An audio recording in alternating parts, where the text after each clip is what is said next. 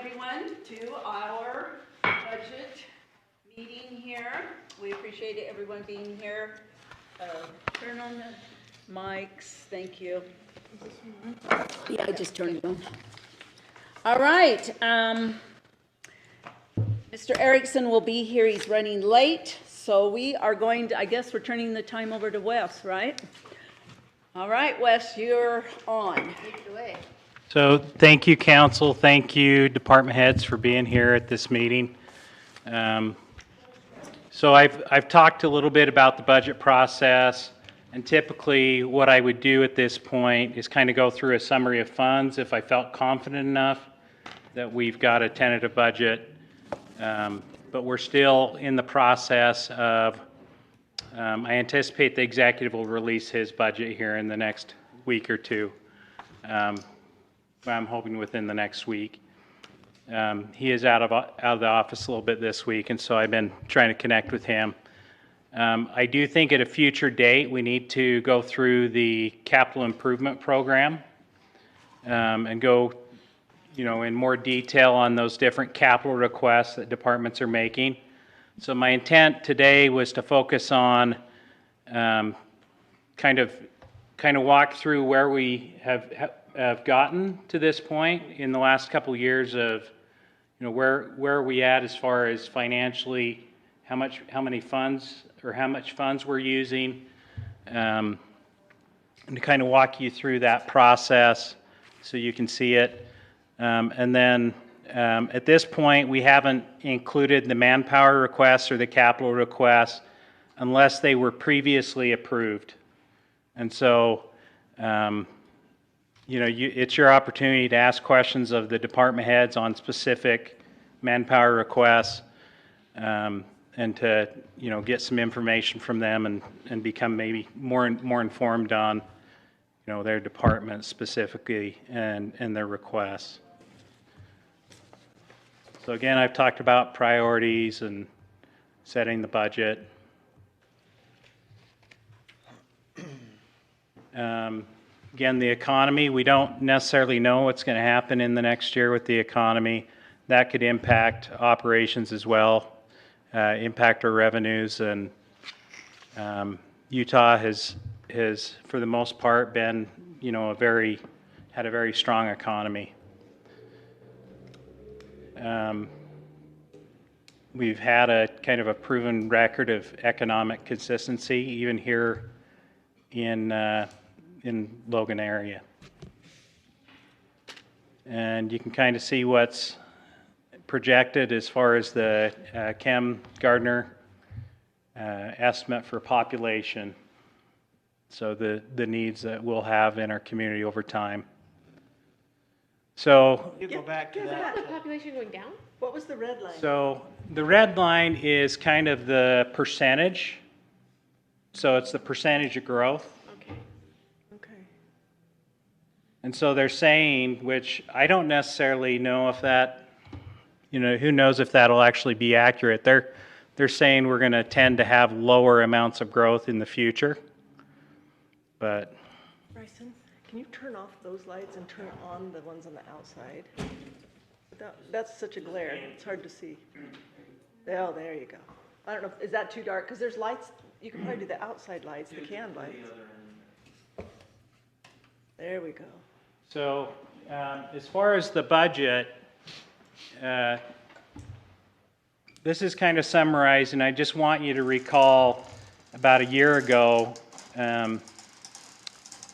David Zook came to you with a tentative budget from the executive. And as we analyzed that and dove into it, it was budgeted to use about $4 million in fund balance. Much of that was related to, operating, and some of it was related to, capital requests. But you can kind of see we've basically got about 2.1 million at that point in time in a deficit, in an ongoing operating deficit. So this was when the tentative budget was brought to the council roughly a year ago. And then as you work through the budget process, you had some 3% cuts by departments. You had some different adjustments you did within those departments. And again, on the left is operating, on the right is capital, and the far right is your total. So you had amounts that you moved into the general fund. Recall you moved PILT, transportation tax, Class C road funds, a rural transportation tax, and you also had a capital cut from the CJC for a project. So those were the total decreases to the budget.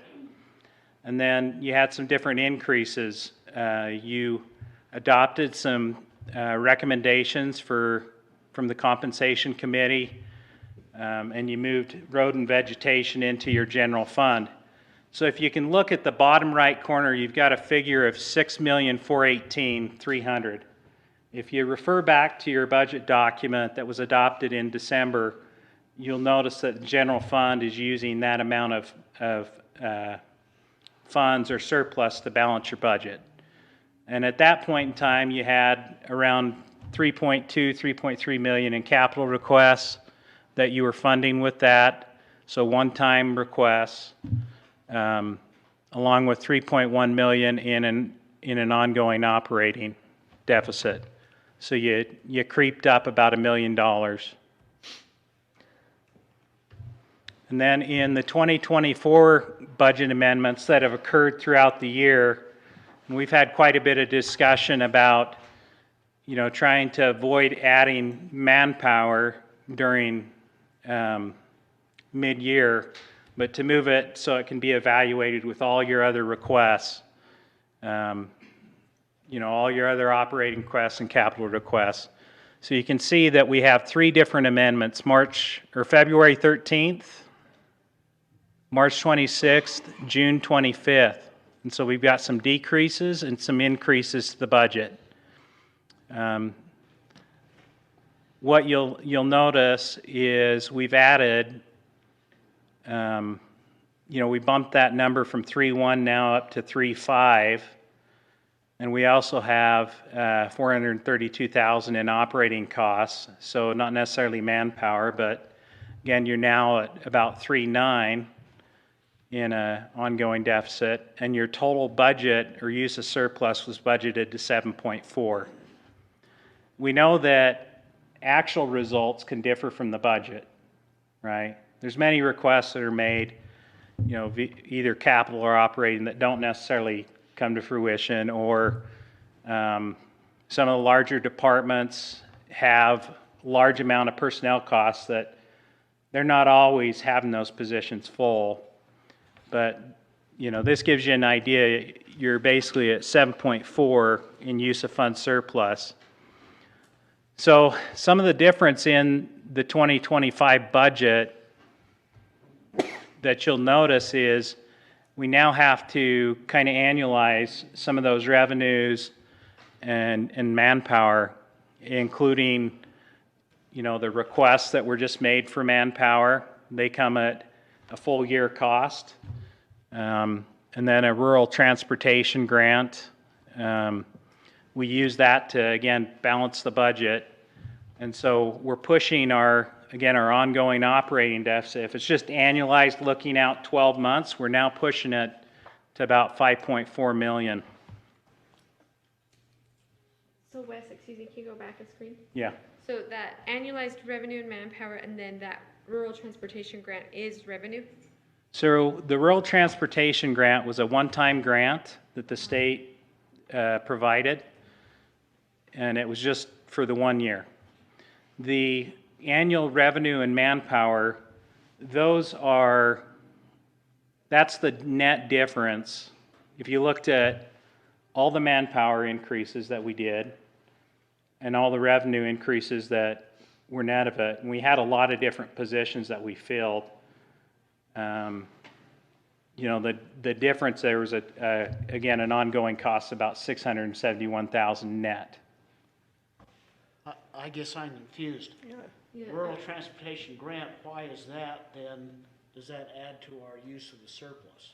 So it adds to it because it's a one-time revenue that was supposed to be for capital, but we used it to balance our operating budget.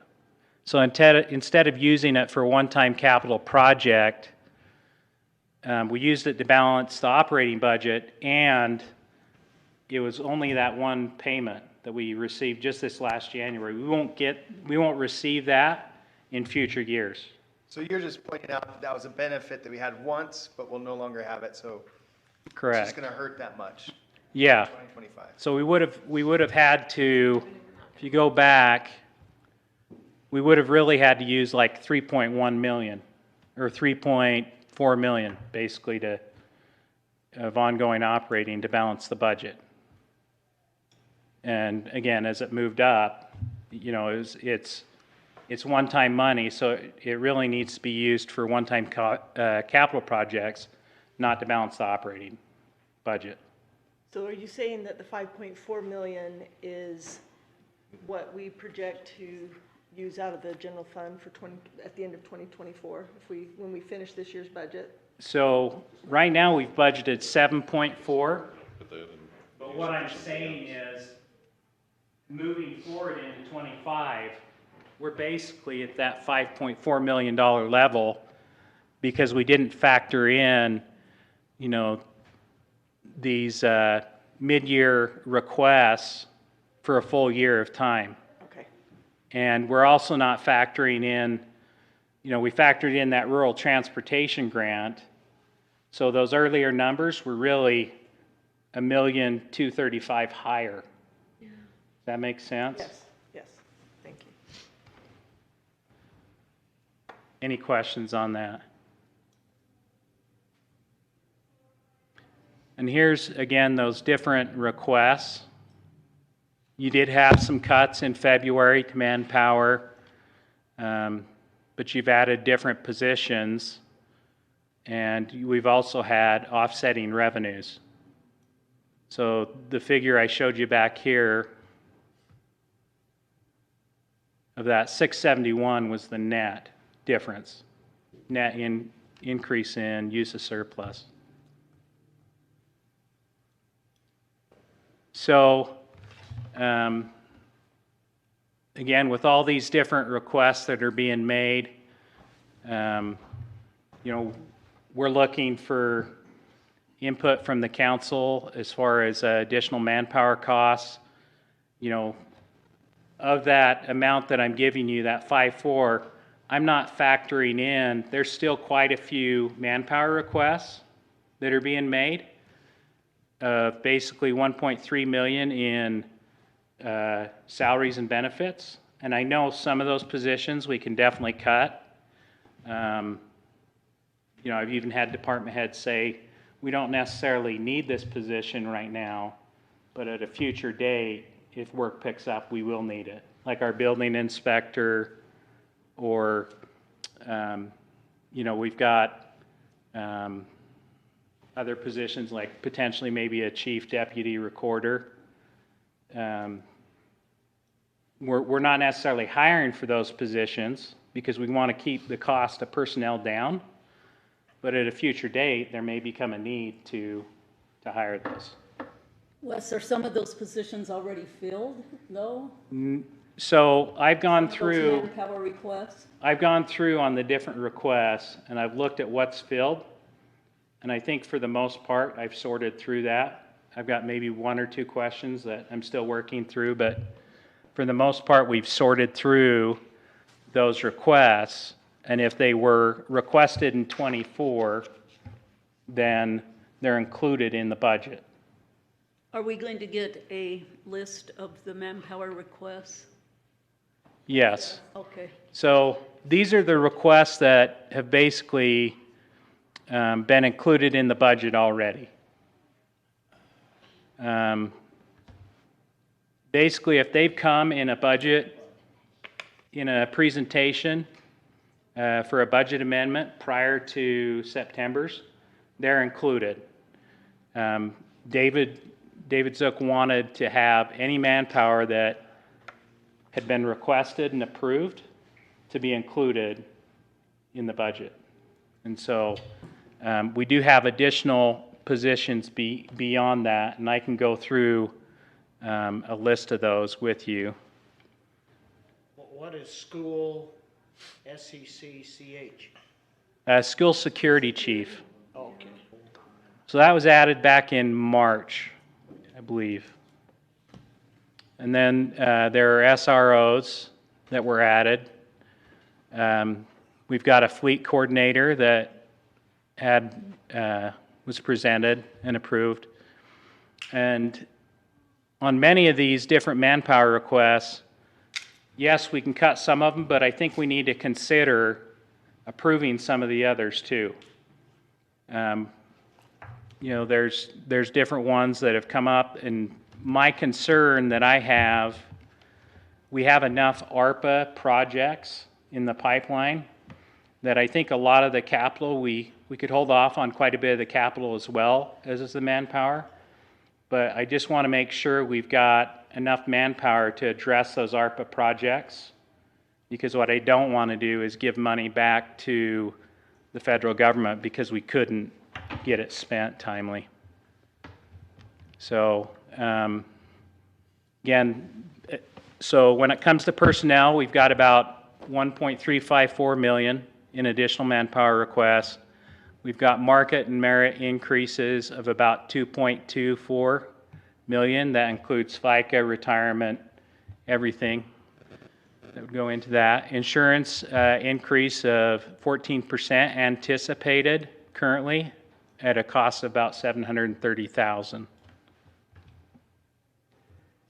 Excuse me, that increase is for the 2025? Yes. So this is on top of the 2024? So this is on top of, basically, we've got a running rate of about 5.4 million that we're eating into fund balance without considering these items. That insurance increase, though, that's not cemented in, right? We still have a little bit of wiggle room because we're still working on that. Yes. And they could come down. They could be about that. We're not 100% sure on that.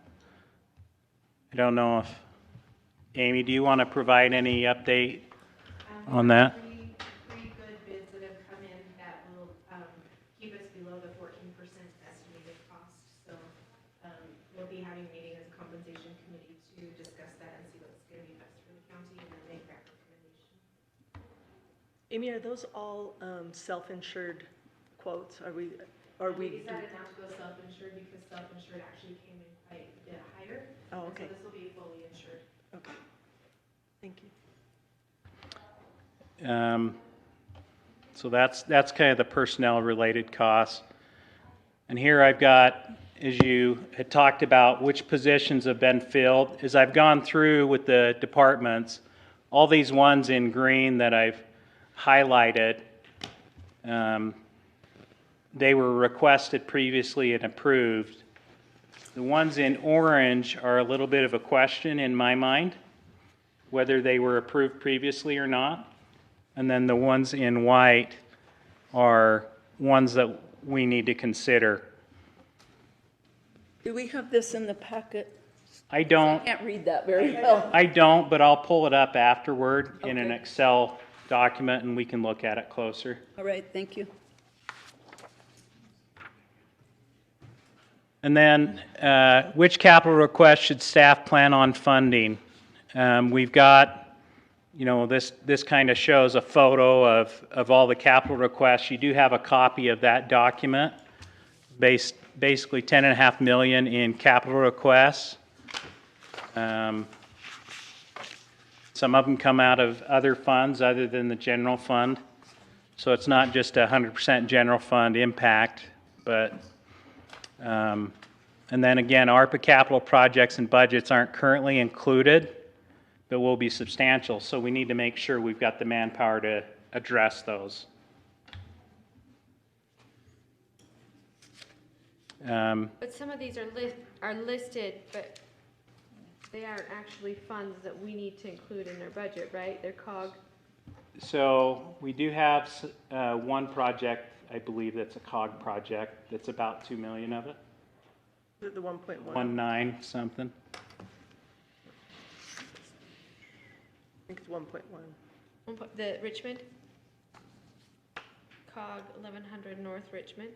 So that one could potentially be an ARPA project or ARPA funded. I know they've talked about moving that to be funded by ARPA, specifically that. I know part of it was previously covered and they're doing some additional work or additional scope there.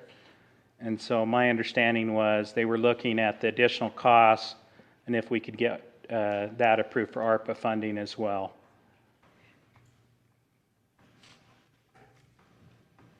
So those are the requests that, and again, I think we ought to have a future, capital workshop where we go through these different items and consider them and have department heads kind of provide some feedback on, why they're needed, and just give you some feedback and input. The other thing I mentioned to you early on was that I would come back with some different fee proposals.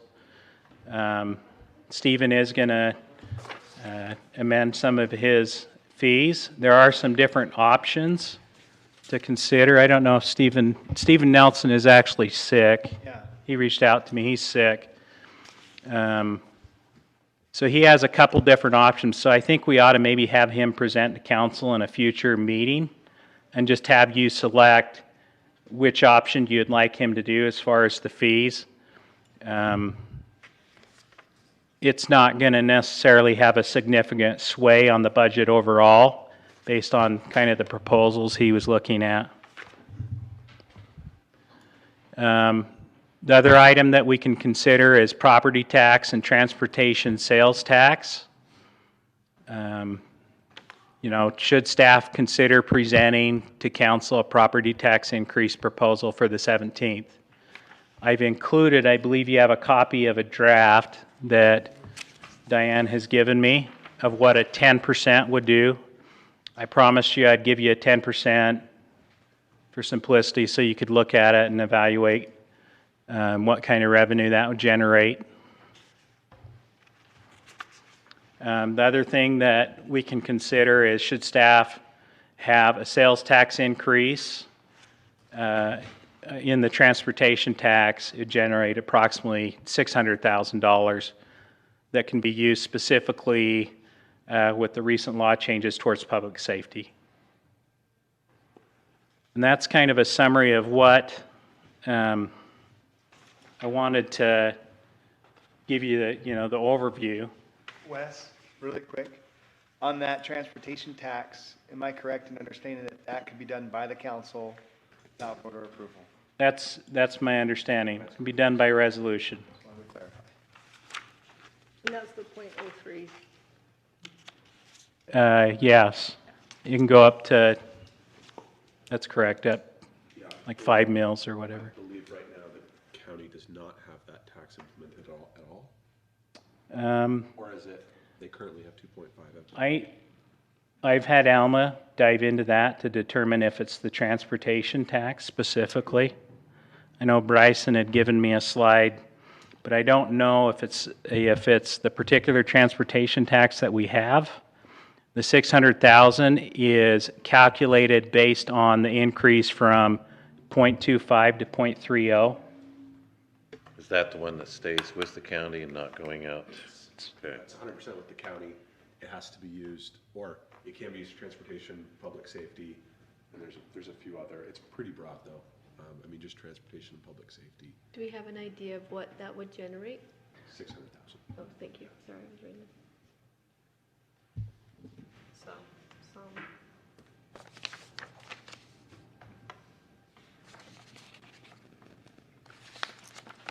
When do we have to have that to, Craig? This notice, a possible? 24 days. 24 days? Oh, sorry, Craig, I didn't see you out there. So your meeting is on the first, in October, the second Tuesday Okay, is when the official declaration has to be signed and done. okay, But prior to that, which is 2 weeks before, is really that day. Okay. Because there are things that have to happen with the state approval, and it's already 2 weeks after when we originally had set our hopefulness. So, soon. So what's, if, then I'm looking at maybe October 22nd is too late? That's your drop dead date. Okay, But you can, remember, you can always change what you determine to actually do, because the hearing isn't held until December. So you just have your worst case scenario and scale it back. The decision is really not made until you have those meetings in December. But we just want to piggyback with the tax notice, because otherwise you have to notice everybody, which again, you take 50,000 and 70 cents per notice of all those, that gets very expensive very quickly. okay. Yeah, I thought we had originally, we were hoping to have it by the, yeah, we were hoping to have it by the 17th, next week. Yeah, Craig, if we do piggyback it with the tax notice, I thought we needed to get it to you like right now, like. It is, we've got to get, we've got, our final date is sent on the 11th of October, which everything was sent at that point. And so that county council that you have on October 8th determines finally what it is, but I really need to have it in the time before, which is the 24th or possibly, yeah, the So 24th. September 24th, even September 7th, next couple of meetings. It's close. So my question is, we don't even have, for example, we don't even have the executive's budget in. How can we make a determination So- without looking at that? So I am going to be working with him over the next week as much as possible, try to get that out. Essentially, the budget that, my understanding of what he wanted in the budget, again, was not necessarily any of the capital requests at this point. The personnel, he just wanted who had been previously approved and hired for, and then not include new requests for manpower. And so the document that you have in front of you with, that I've got printed out in Cassell, I've got a couple years of actuals and a couple years of budgets is essentially my understanding of what his budget is going to be made up of. I'm sure he will have some changes to that, but I anticipate that's going to get you pretty close in the ballpark. And when does he plan on presenting his budget, Dirk? Next week? Yeah. By the 17th. Next meeting. What about the revenue projections then? Do we have a pretty good number on that? Enough to kind of try and make that determination to offset the, For the current year. So I have gone through the general fund and some of the other funds. I'm not 100% there on it, and I'm not yet confident in those numbers. okay? So I think this is a good time, again, for council to ask specific questions when it comes to manpower. I'm going to go through some of the positions that are open and, give you an opportunity to kind of ask some questions on specific positions. Some of the positions I might assume that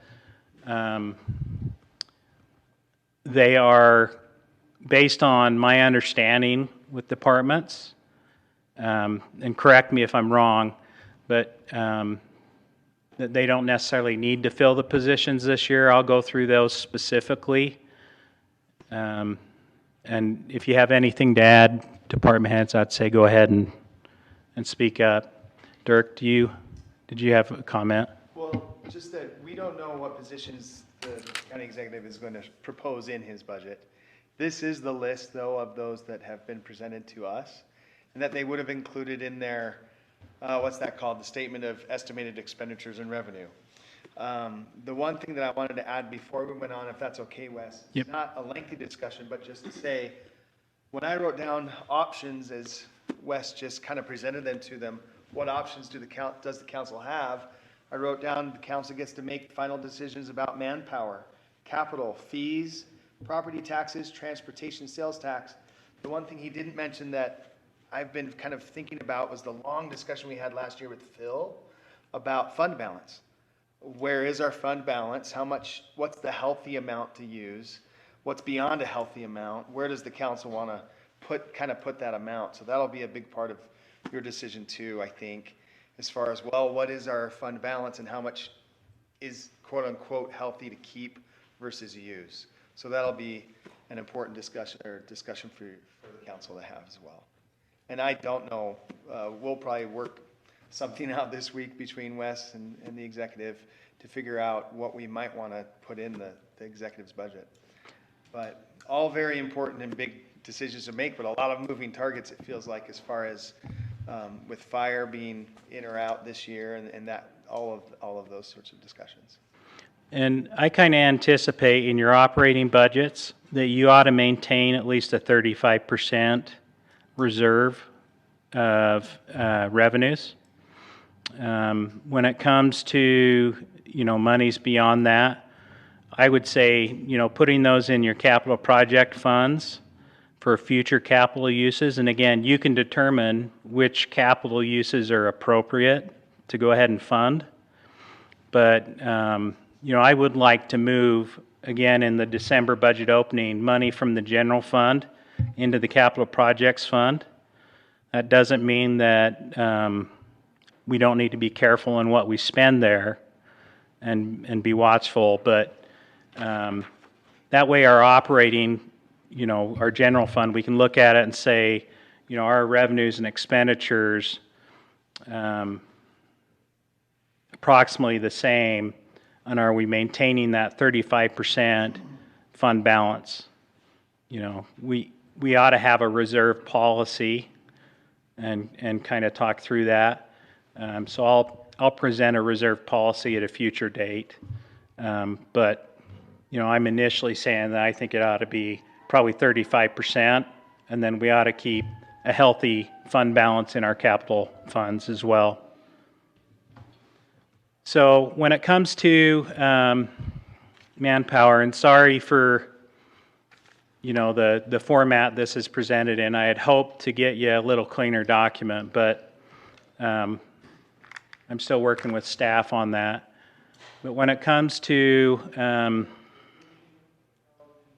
new positions or open positions, I really do want to kind of go through, and with those open positions, if they're not funded in the current year, have the understanding with department heads, as I've talked with Amy and I've talked with Dirk, getting an understanding of which positions are open and approved and can be filled and which ones can't.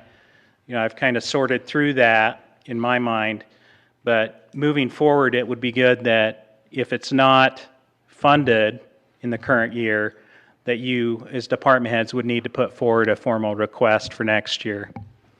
So the first position that we have is elections coordinator. My understanding is at this point that we can cut that out of the budget. Yeah, so what happened with this position was open about a year ago.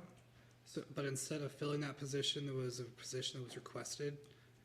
So this position could have been filled without having a new position opening. So what I'm going to do is just get rid of this position starting next year, since there's no need for this position. So it's basically what happened. There was a job request when there shouldn't have been a job request because there was already an open position. Okay, Wes, before we move on, what's that chief building inspector?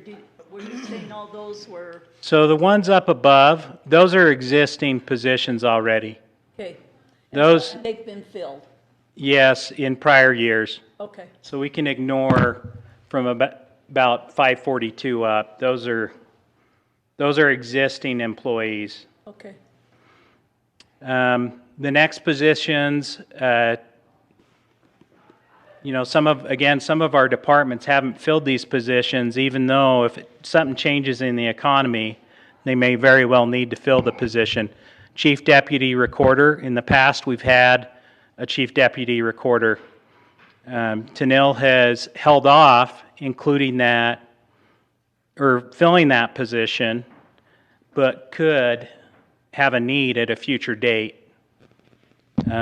She has a mapping project that she's been working through, where she's been hiring interns, which I think is great to hire these interns at a lower cost.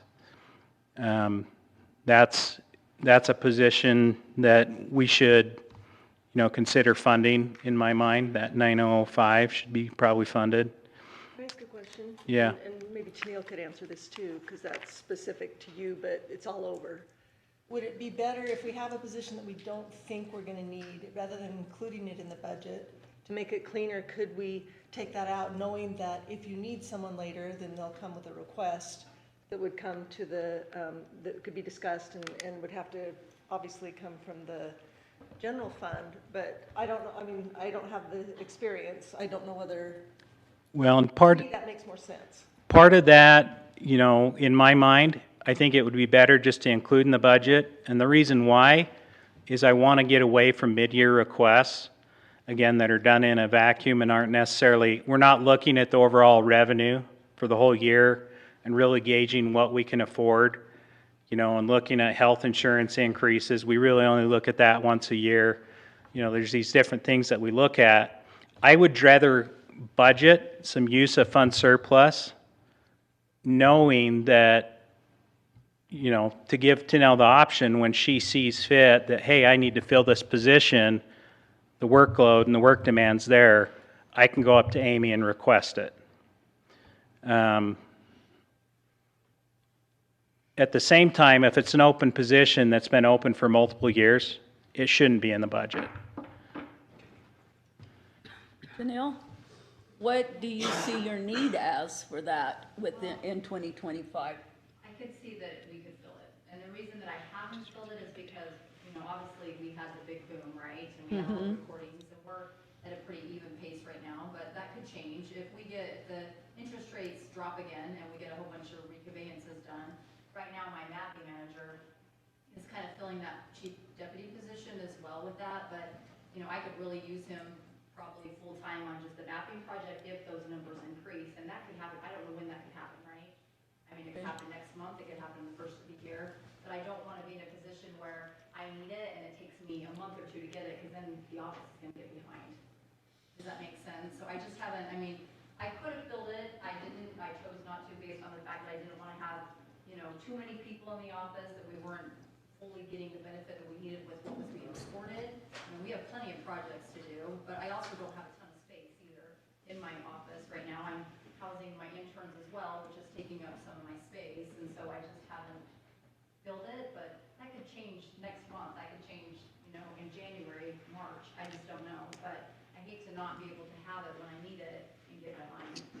Okay, so that said, Amy, typically how long does it take to fill a position like that?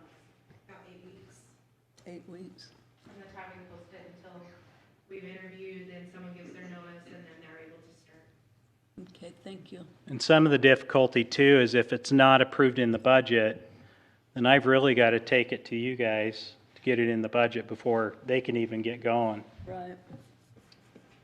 So, on a position like this, it would seem to me that we should include that in the budget, and I really think the use of interns is a effective Can we look at, effective cost for the county. yeah, the wage on that is how much, 86,000? Yes, that's correct. This is a little different in the sense, we do bring and collect that fee, right? So that fee that I'm collecting when people record documents is to provide them with those ownership maps. Which Okay. is what the interns are providing. They are building and working on those as well as the in-house staff. But, if we don't have the interns, that project kind of comes to a pretty slow standstill, and those maps will take a lot longer to get done than what we even think they will now. So just for my clarification, are you saying, Tennille, that your revenue will help cover that As position? far as I understand, my revenue covers most of my office. And Okay. Yeah. I think you have a surplus right now. I think we cover most of our own Okay. expenses, and that fee is to provide back to the, the property Sure. owners, those maps, and the work done in a timely manner and all those things. Okay, thank you. We've had a request for a roads foreman. Dirk, do you want to, where Matt isn't here, do you want to maybe speak to that? I know we've had a few conversations about that. Sure, this isn't a new request. This is the position that was basically vacated and then swapped, where we had a roads foreman, Joel Merritt, who was over Jeremy Hudson. Then Joel retired. Jeremy took the higher position, and then the roads foreman position hasn't been filled. Matt and Jeremy are trying to find the right job description to fit what they need. It would be a position under Jeremy, and generically for all of us here, we could probably say it's a roads foreman, but they need to find one that actually does a little more analytical and office and executive type work inside their office, where that's not in the roads foreman position right now. So they need it. They absolutely need it. Jeremy's doing unbelievable amounts of overtime, and where he's salary now, he's not getting, he's getting paid for those hours, but he's on salary, so he just does the work. And similar to the same situation, that I'm not afraid in a public meeting to say that Matt, especially with him not here, it might be a little easier to say, he does an unbelievable amount of overtime where he's still doing staff work as a director of the department. And so that position would be really important to leave there, with my strong recommendation that they get that filled as soon as possible instead of leaving it open. But they definitely need that one. And I expect David to include that in his budget next week. And I've even heard some, talk of a surveyor, and I think it's vital that we address, I think, Matt's needs specifically, because if we want to get those ARPA projects completed, I think he's key to that. My concern is we end up handing back a couple $1 million because we can't timely address all those projects. That's worst case scenario. I don't want to see that happen. Excuse me, but Yes. before, it seemed to me as we were talking about ARPA funds and everything else, that Matt felt that he was in pretty good shape on those projects, and we were even getting some money back, especially on the parking lot. Yep.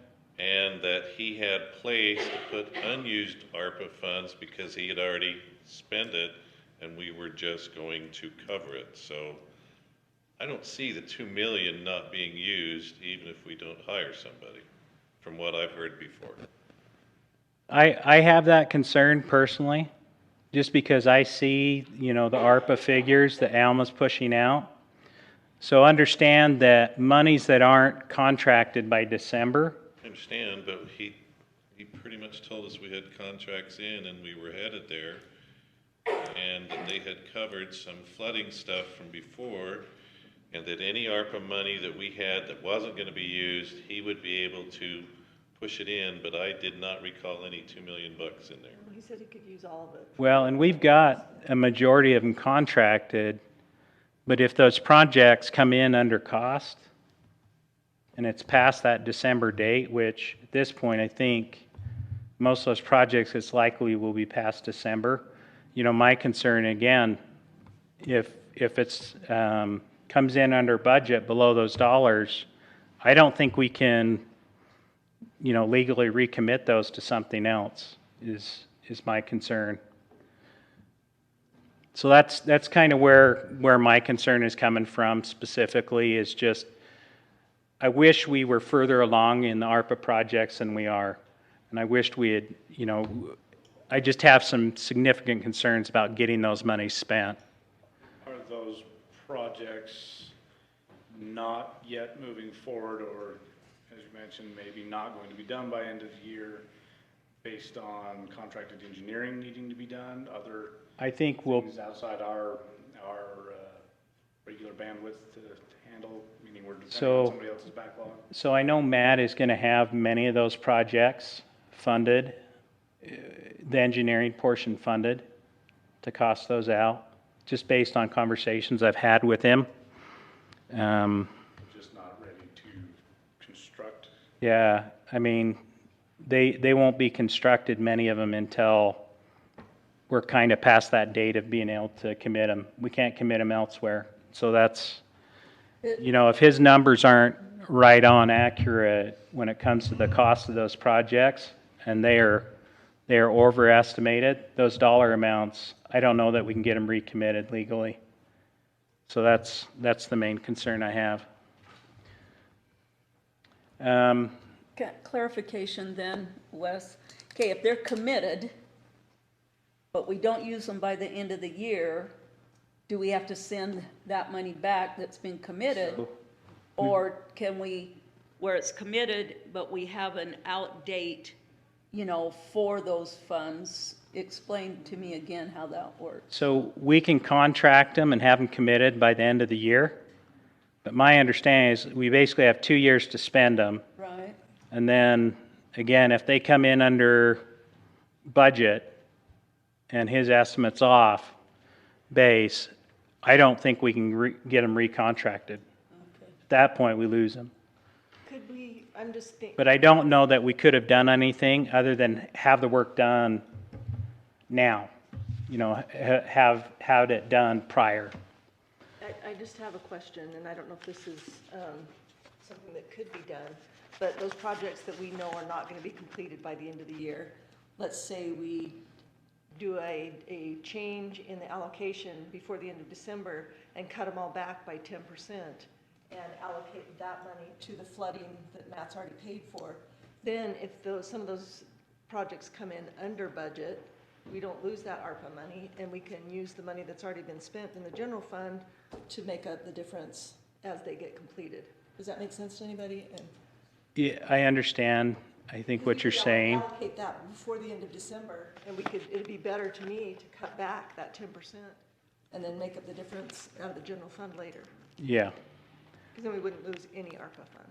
Sure, and I understand what you're saying. I'm not sure if, again, that'll have to be in the contract, the existing contract. So part of the reason I'm having Alma push that report out every week is not just for council, but it's for the department heads to see what is going on with those ARPA funds and to reevaluate, hey, can we move this from a particular project that we have some uncertainty about and get it to something that we have much more confidence in?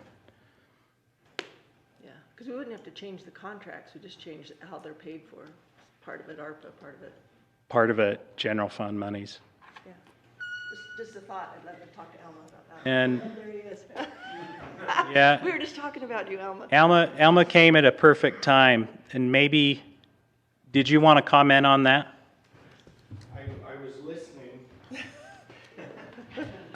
I kind of believed that he was listening. I kind of had that understanding.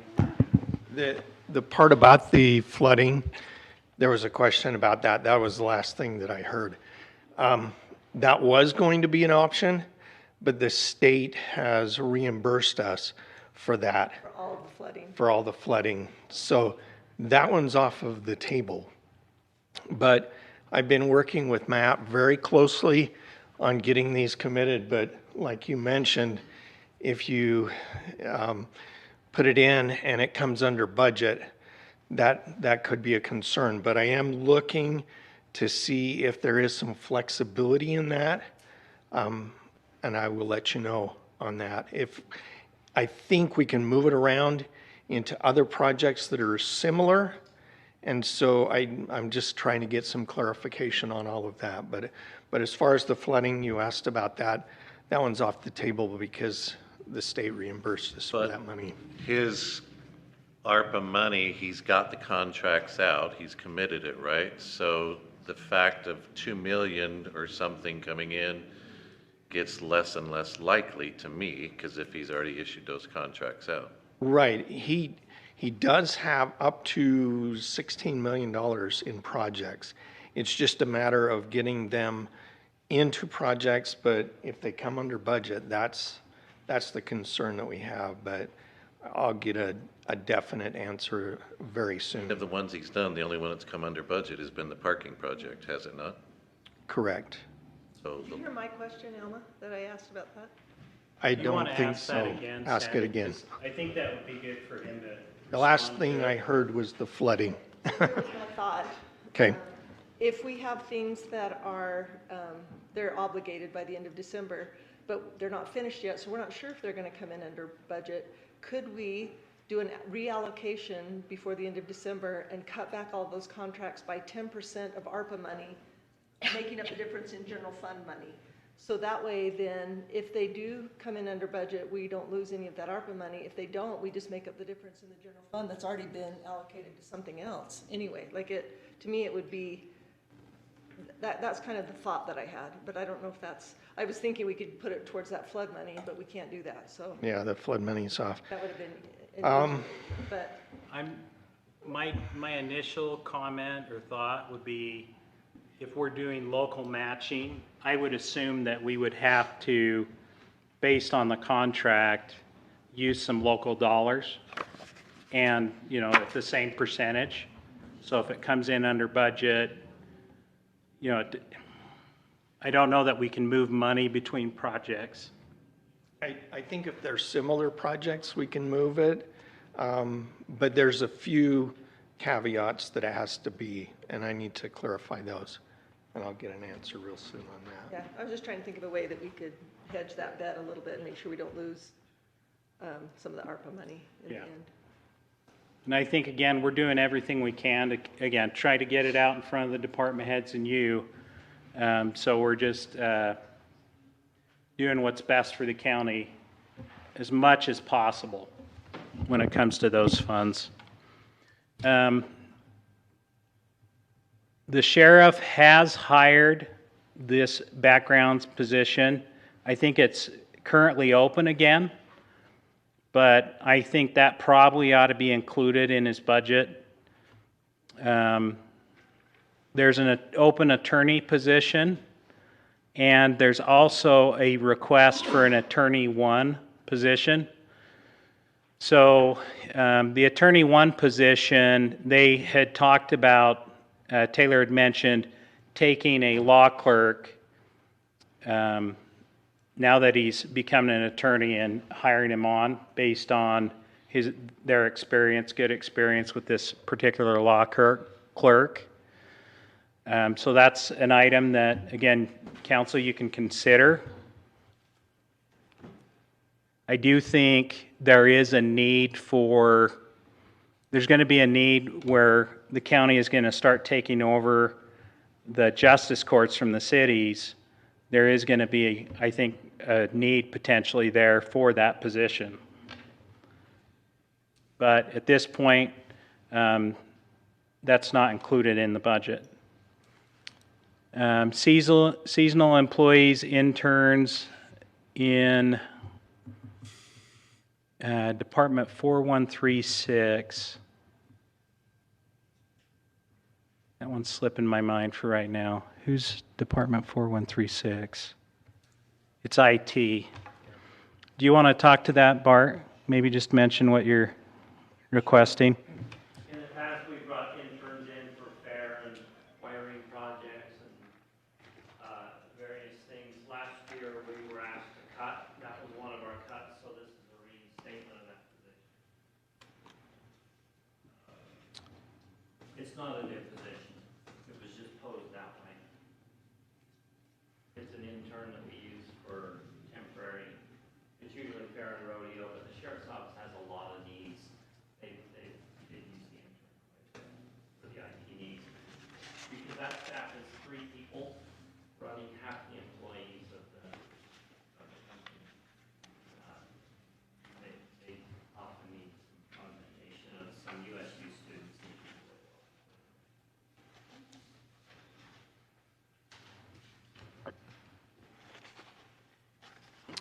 Fund 270, I think this is related to fire. We haven't got this, I don't believe, in a manpower request yet, or in a budget amendment yet. I don't know if Jason's, oh, Rod's here too. My understanding is it's moving the hours in the Richmond facility from 40 hours a week to 84 hours of coverage by shifting a few employees around. Is that pretty accurate? Yeah, right now we have 40-hour-a-week coverage with 2 people, and we want to move to 84 hours a week, so 12 hours a day, 7 days a week. We talked about this in my budget review. We eliminated a full-time position in Mendon that was, with salary and benefits, was about $95,000, and cost to increase the hours in Richmond is about $100,000, so it's about a $5,000 increase.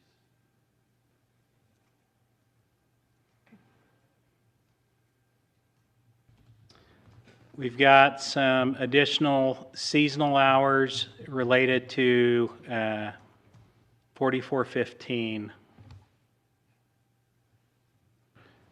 Can't remember which department that It would be is helpful offhand. to see the department names.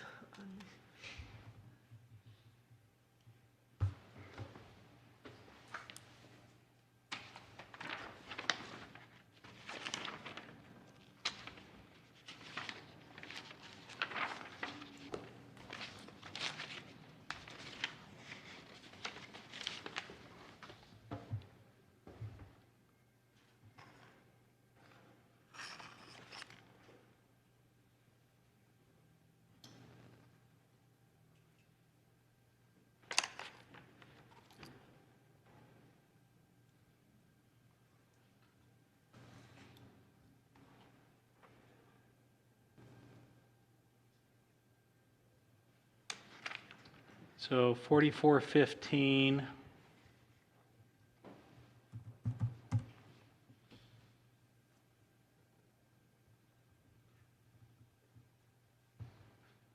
Would be, so what that request is, Matt Phillips had requested some additional seasonal hours during the summer months, specifically to do projects. So he's looking to hire seasonal non-benefited positions during those summer months and add some hours.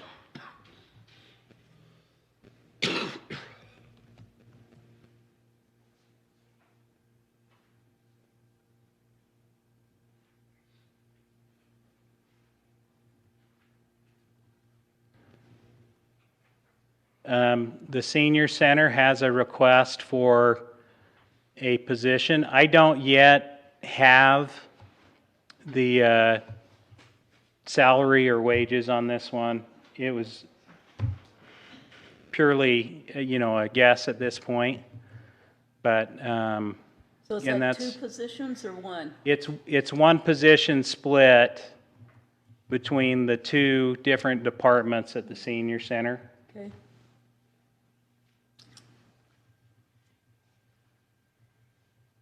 Are all the green ones new positions that we already approved this year? They're all from this year? They're positions that we have hired Just within 2024?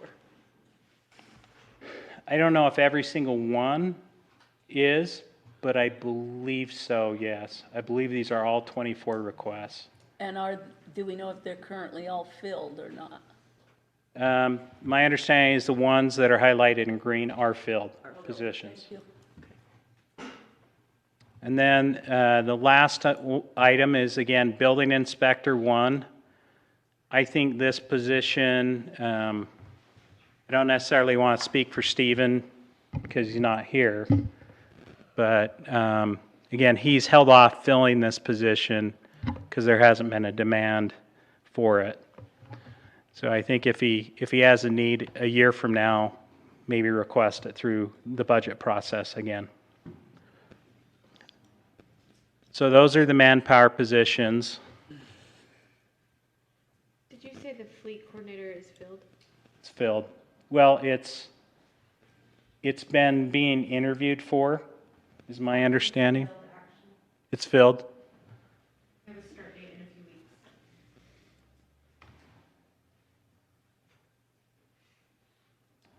And then, again, on the capital request, I don't know that we need to go in a lot of detail here, unless you have specific questions you want to ask.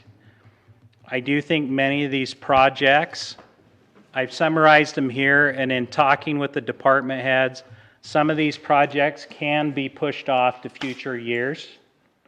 They do not have to be funded in the current year. Are these all currently in the budget, the budget that we've been presented So far this year? the requested budget, yes. The tentative budget, no, they're not in there. Not in the tentative column. You know, one of these items, for example, we've got, this will probably be divided up into 3 or 4 different projects and bid out based on my discussion with Chad. But these are projects out at the sheriff's complex.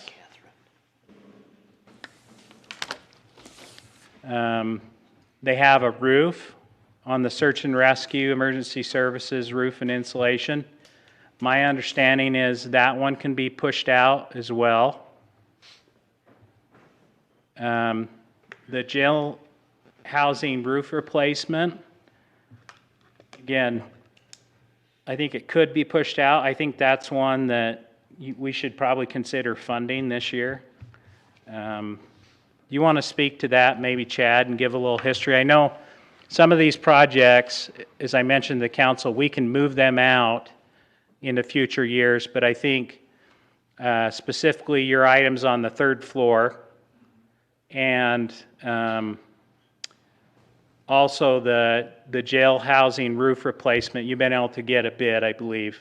Yeah, so we, the whole roof of the sheriff's office, we had that whole thing looked at, and with the 3 contractors that looked at it, it can't be broken up into pieces. Right now, it's the jail housing unit piece, the one with the dome over the top of it is having some serious issues, and we've replaced that and fixed that about as many times as we possibly can. So that, we did get a bid for just that section of the roof, and those other things that are on the CIP plan. We haven't itemized those out yet through the next 5 years to put them in place. But the jail housing piece, and then the remodel of the 3rd floor so we can move the new staff up to those new places. Now, APMP has contracted those spaces, but with that, they've owned everything that goes with them, the computers, the desks, the chairs. So when we carpet and paint that upstairs, we have to furnish the upstairs on the 3rd floor as well.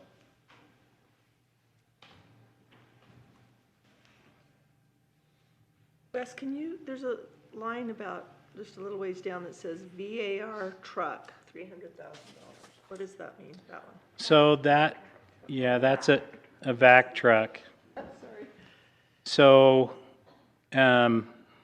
in talking with Matt Phillips a little bit about this particular request, you know, when you go out and use a vac truck, you're protecting part of the infrastructure that's in the roads when you use those. Instead of using a backhoe, you can go in and use a vac truck and not necessarily damage utilities or other things. It can also be used, you know, for clearing out drain pipes and culverts and whatnot. And so that's the idea on that request. And that, they want to keep that in this year's request. So, Yes. I think so, yeah. They need it. Okay. And my understanding is Matt is at a conference, but I do think we should probably have, a future date where we talk about capital. And if we're going to fund those, if they're one-time projects that get funded out of the capital projects fund, it's really an evaluation of, you know, is this particular capital request legitimate and should we fund it? And whether we do it this year or next can be discussed, or 3 years down the road. The idea in a capital program plan is to get kind of your 5-year costs or longer as you look out at those costs and start to determine, you know, what the departments will need in future periods. So you have a better idea how much to fund towards capital. These 2 COG requests, are they So COG would be included in here, but they would also be funded with COG monies if we were to receive them.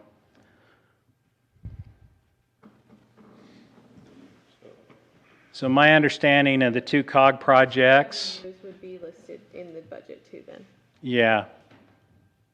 So my understanding of the two COG projects, about 1.85 million, would be two COG projects that if they got approved through the COG committee, he would do those this next year. Also, I'm seeing a lot of fleet vehicles, like there's several up there. Yep. I think as a council, one of the things we've talked about is, and obviously we'll have a new fleet coordinator quickly, but there's a lot of vehicles out in the parking lot that don't get used. So like, I don't know how to judge who these are for or how badly they're needed. Yeah. But are we really being conservative in the use of our vehicles? And, you don't want to keep them till they're falling apart, but still, that's a lot of money for vehicles when there's Yep. a lot of things out there that don't get moved. I'd like to see. One of the first projects then is to do an audit and to make sure that those vehicles that we have are being used and that they're in the best condition that they need to be. Okay, perfect, because I just see a lot of fleet vehicles on here for like $80,000, $70,000, that's a lot of And money. again, we don't know which departments Yeah. these are.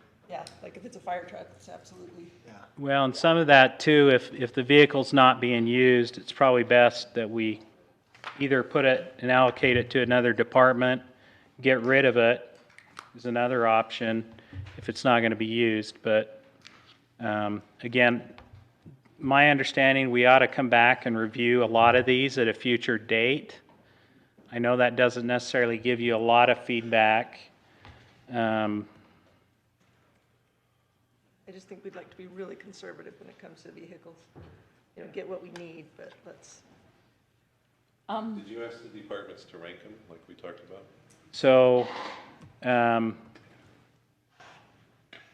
I talked to my staff about doing that specifically and having them rank them.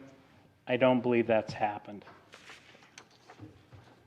So I know that's not, you had hoped for them, and I had hoped too, but we're not there yet. So we don't even really know how many of these will come back in the tentative budget, like that's gonna be something that's reviewed, or will that be? Well, and again, I'm hoping that we can come back and have the departments talk specifically about their capital requests instead of having just a general discussion on their department, have it focused to manpower and capital specifically and be able to give you more detail on these specific requests. I know, some of these are, again, the sheriff, some of these are public works. And I know Matt did have some discussion on these items specifically when it comes to getting a gate that would come up, lift up, having a generator that would fully run the facility at Public Works. Yeah, some of these look really familiar, we've talked about them, but Yeah, some, there's he just. did bring that up in his Yeah, budget presentation. yeah, I remember he did. Well, and the executive did want us to come back and have a capital meeting, and I think that's a good idea to specifically talk about these items at a future date. Whether they're funded this year or next year or 3 years down the road, I don't think that necessarily impacts the discussion when it comes to property tax significantly or fees. And so, my thought was we could have more discussion at a future date. Wes, on the airport down there on those grant projects, are those totally funded by grants or does the county have to match some of that? So there will be some portions that the county and Logan has to put in for those projects. In talking with Bob Lowe, we have talked about fees specifically at the airport. I don't know if Bob has a moment and if he's comfortable coming up and just maybe having just a brief discussion on, how he sees that process going. I do think we need to increase our fees to try to cover some of these capital requests that are going to be coming out of the airport. Yeah, and just isn't Oakland City on? And that's something the authority board is working on, is trying to come up with fee schedules on hangar rentals and landing fees and things like that. So go ahead, Bob. Yeah, that's right. Right now, we are working on a new contract for the people that lease hangar space at the airport. Those numbers will increase. We're anticipating about 80% increase from what we have been charging to come in line with our peer airports and what they're charging. Also, we've been in discussion with landing fees. That is, when an airplane or a helicopter takes off and lands at an airport, they're typically charged for a landing fee, and we're in discussions with the Board Authority to implement a landing fee as well. We're currently, there's a fee in place, but it's not being collected by the FBO. And when we're looking at having that information captured electronically, that information is captured electronically right now by Vertower, but we're looking at a third-party company who would then gather that information and bill the folks that are taking off and landing that fee. Of course, they would take their portion of that as they provide that service. Some of our projects are to remain in compliance with our 139 certificate, the FAA 139 certificate that we have. The sole benefactor of the 139 certificate right now is Utah State University, and they fly their athletic teams in and out. We are also in negotiations with Utah State University currently to have them cover the direct expenses to keep us 139 compliant. I've just put some numbers together, and the numbers are pretty high. Right now, we've just had our FAA inspection. It didn't go as well as we wanted it to. We've been given some projects that need to be done by the end of this fall. In order to complete those projects, we're going to need Utah State to step in and say we will pay for them. And then we're looking at increasing their contribution annually to help stay in compliance with our 139 status. And any questions on any of that? Bob, I believe Barbara's first question was if there's match or what the level of matches might be on those Grants. On those grants, thanks. Is it Which usually grants 80-20? specifically are we? Well, I was there's, gonna say, it depends on the grant. okay, It's there's called 4 grant- listed there. It says grant projects. Here, let me.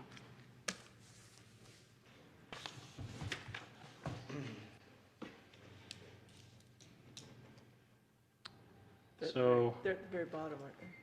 477 be the airport. Yeah, starting with that tax, yeah. Is there a stipulation that the county has to make a certain contribution or match on any of those grants? Yeah, Taxiway Charlie, I believe that's a state, so we're gonna be 10% on that one. That's the county for 10%? Yeah. The snow removal equipment, I don't believe we've been awarded that yet. If we have, I'm unaware. Acquire snow removal equipment, I think that's a projection.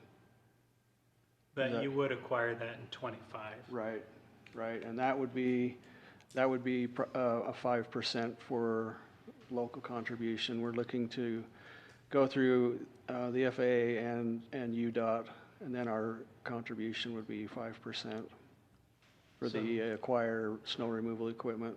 So when it comes to airport, my understanding is on the UDOT, on state projects, they fund 90% and we would fund 10.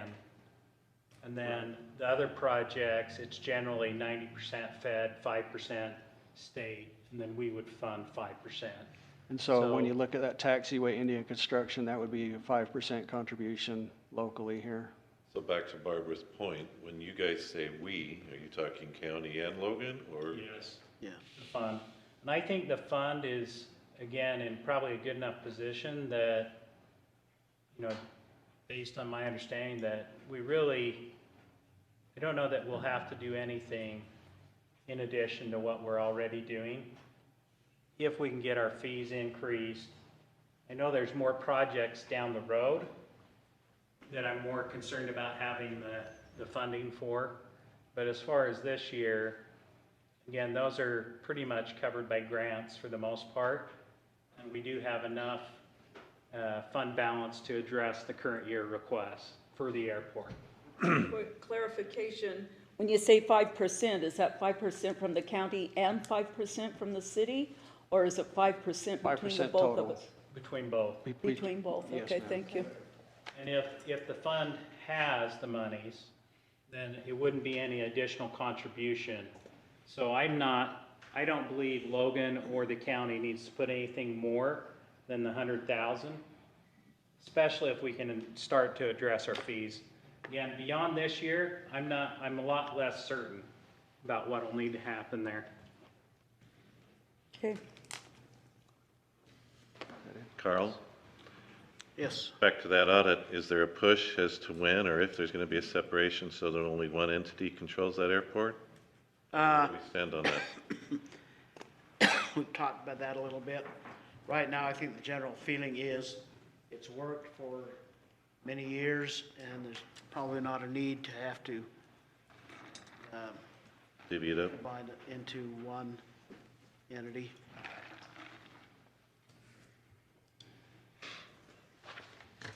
All right, council, any more questions, any more clarifications on anything that you've seen? Do And you- Wes, thank you. Do you want me to circle back to the PowerPoint and some of the information there and just review it again? Or are you comfortable with what I've given you? Go ahead. Go on, I was gonna say, Kath. Yeah, if you could, I wanted to review some numbers. You said that we're about a $7 million, I'm done with the capital. Yeah, let's go back to the, If you could go back to the capital project when I'm done.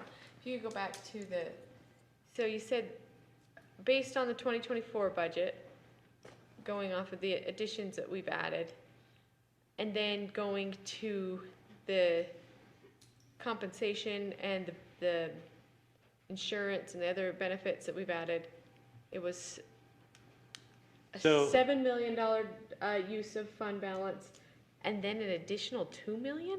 Wasn't it Let me 4 and a just- quarter almost? I don't know, I was trying to get What I that. was trying to kind of walk you through is where we're at.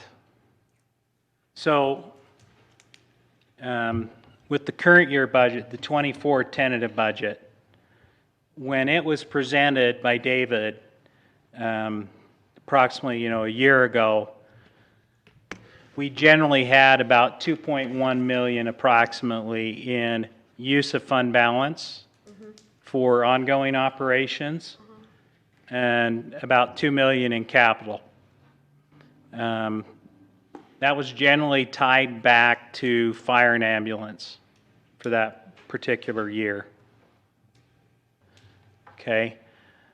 So as the budget discussions continued, it's my understanding that departments made 3% budget cuts, and then there were some adjustments on individual departments that were made. After that, there were also some of the activity from the Municipal Services Fund was moved to the general fund. So you'll see both revenues transferred on the decreases up above, in the decreases of use of fund balance, and on the bottom you'll see increases for moving those department costs over. So when the budget was adopted for 24, in December we said we will use 6.4 million in fund balance, of which 3.2 or 3.3 is capital and 3.1 is operating. I'm much more concerned about the operating than I am the capital, because again, those are one-time monies, and we can hold off spending those in a particular year. Then we had different amendments that occurred on these different dates. February 13th, March 28th, June 25th, both decreases and increases to the budget. And, you know, they were manpower, they were operating costs, they were capital costs. So at that point in time, we had budgeted 7.4 million. So if you see that blue line all the way to the right,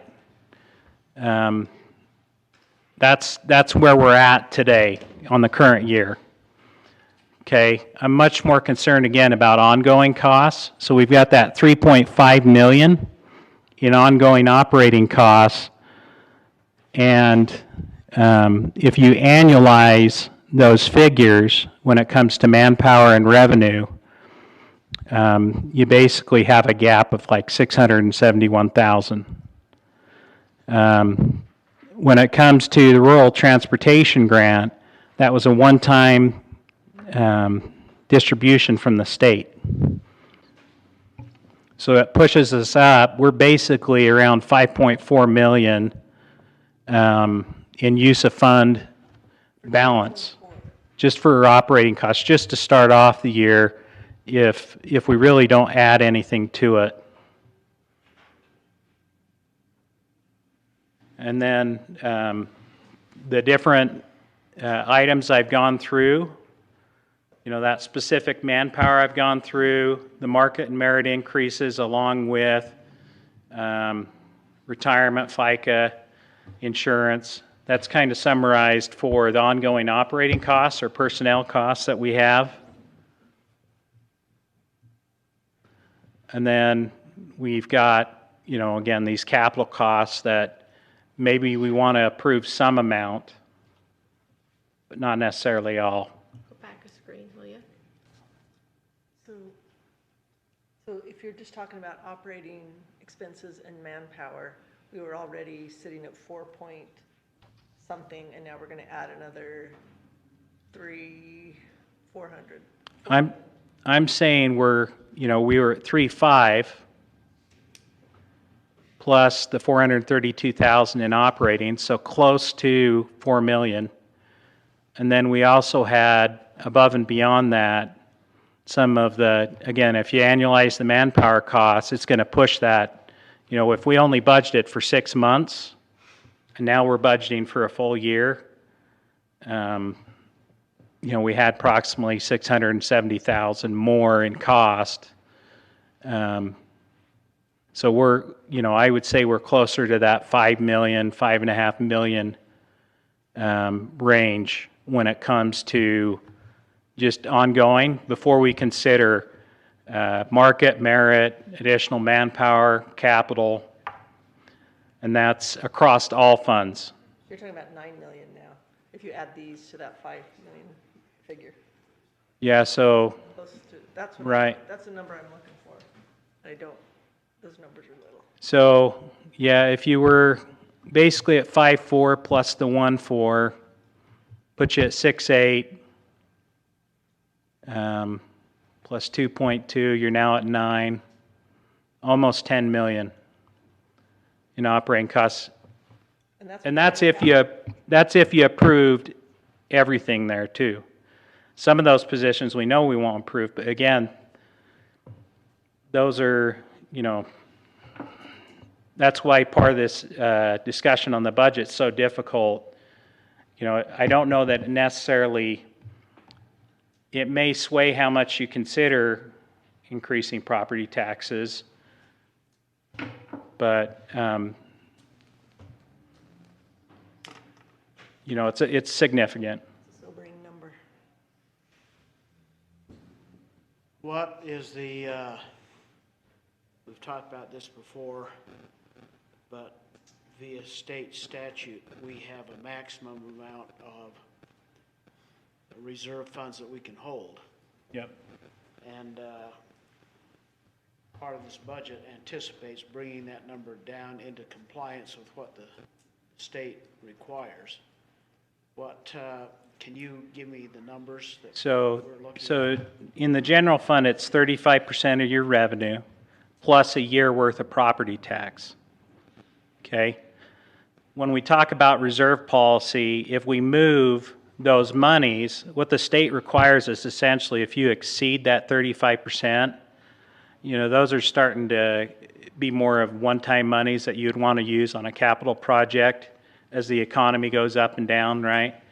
And so what I'm proposing in December in the budget amendment is I'll come back to you with these different capital funds, and I'm basically going to move that pot of reserve out of the general fund and move it into its own capital projects fund. And we can restrict some of that we don't, you know, that we maintain a certain level in our capital project fund. But again, the idea is our operating fund, we ought to maintain 35% just in an ongoing basis. What would that number be approximately? Yeah. And what do we have? 5% of So just the 35%. revenue? Of our, Need my glasses. Do you want to grab a light?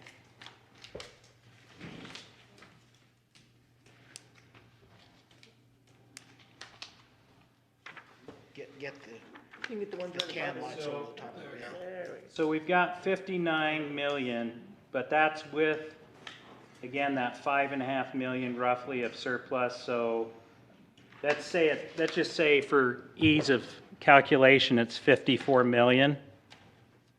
What's 54 million? Yeah, what's, What's 54 million? Revenue in the general fund. That's how much we, So we can keep 35% of that for operations. And then we can keep 1 year of property tax. So we can choose to keep 17.5, well, plus the health would be something like 18.5 million on top of the 35%. okay, I'm still very confused. me too. 54 million Okay, is so- what we currently have, that's what we bring in revenue? It's 35% of the 54 million. What is plus- 54 million? That's general fund revenue. General fund revenue. All general fund revenue. 35% of that plus what the total of 1 year of property tax revenue, which is 18 point. So the 18.9, that's 35% of the general fund revenue. So by statute, we could keep the 18.9 plus, you know, approximately the same. So about 36 million. Yeah, we could. We only have like 30 million in there? We have, Brittany said in our appropriations meeting? Yeah, I think we had about. yeah, in unreserved, I think, or unrestricted. And we're gonna use we're on track to use 4 to 6 million of it this year. Yeah, I don't know if it'll end up being that high for sure, because I haven't done the projections, and I don't know which projects that we budgeted capital for that aren't gonna be done. So, Well, it'll be anywhere but between 27 it's significant. Yeah, We're so gonna use some not- fund balance. We're not hitting the limit. After this No. year, we won't be hitting the limit, is what we're saying. Yeah, Yeah. and we barely went over last year. Right, our audit last year said we were over, but we won't be hitting that limit this year. And I'm saying we ought to keep around that 19 million in the general fund just for regular operations and put the rest in capital or reserve fund and fund capital projects as you guys deem appropriate. So if you move that out of the general fund, is it still earning the interest that the state gives us? Yes. Still being there? Yeah, it's just, it's dividing it up. The state doesn't want you leaving everything in the general fund.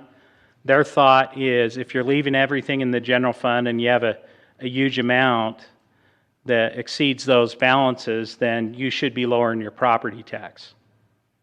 but they're not necessarily factoring in any kind of capital plan either. And so, that's where you get your capital plan specific to the capital project and start to plan out 4 or 5 years out and plan for those monies. I guess what I'm drilling toward is the notion that, and I've said this every year for the last 8 years, I think. We tend to start with our expenses and then try to figure out how to cover the expenses instead of starting with our revenue and then deciding what expenses we can afford based on the revenue that we have. Yeah. And and that's just simply a logical thing to do. If we start out and we have this many dollars in expected revenue, then we can spend this many dollars in expenses. If we have some things that are essentials that we can't cover out of that, then that's when we need to look at increasing our revenue somehow. But we always tend to budget backwards. We set the expenses and then peg the revenue, or find a way to increase the revenue to cover the expenses. And so I just think that if there's a way that we can change how we look at this and determine what our revenue is going to be, and then say, okay, this is what we have this is what we'll have to spend, and then make our expense budget in line with what our revenues are. Agreed. That makes sense to me. And typically in a typical budget year, I would come to you with what I thought the revenue would be, kind of up front in our strategic kickoff would be the intent. I think when it comes to counties in Utah, I do agree with you, Carl, that we should be fiscally conservative and that we should be very selective of what we spend our monies on, specifically capital requests. We need to be cautious of, and additional manpower, adding those, we need to be cautious of it.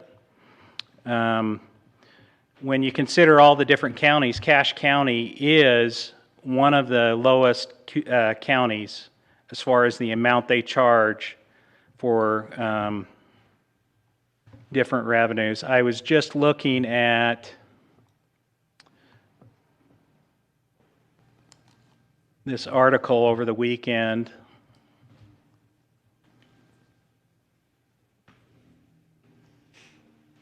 And again, I think you've got to evaluate the manpower and capital and determine what's important. So this isn't intended to sway you necessarily one way or another.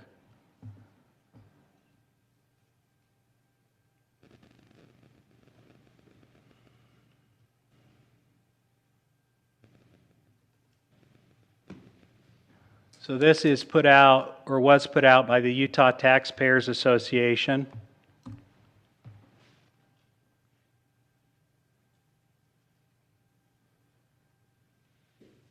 If it's going to let me.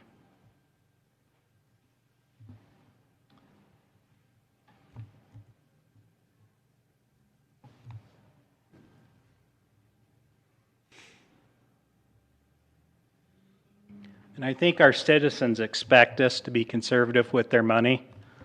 But you'll notice here, so Cache, the only county that has the lower, that's city government.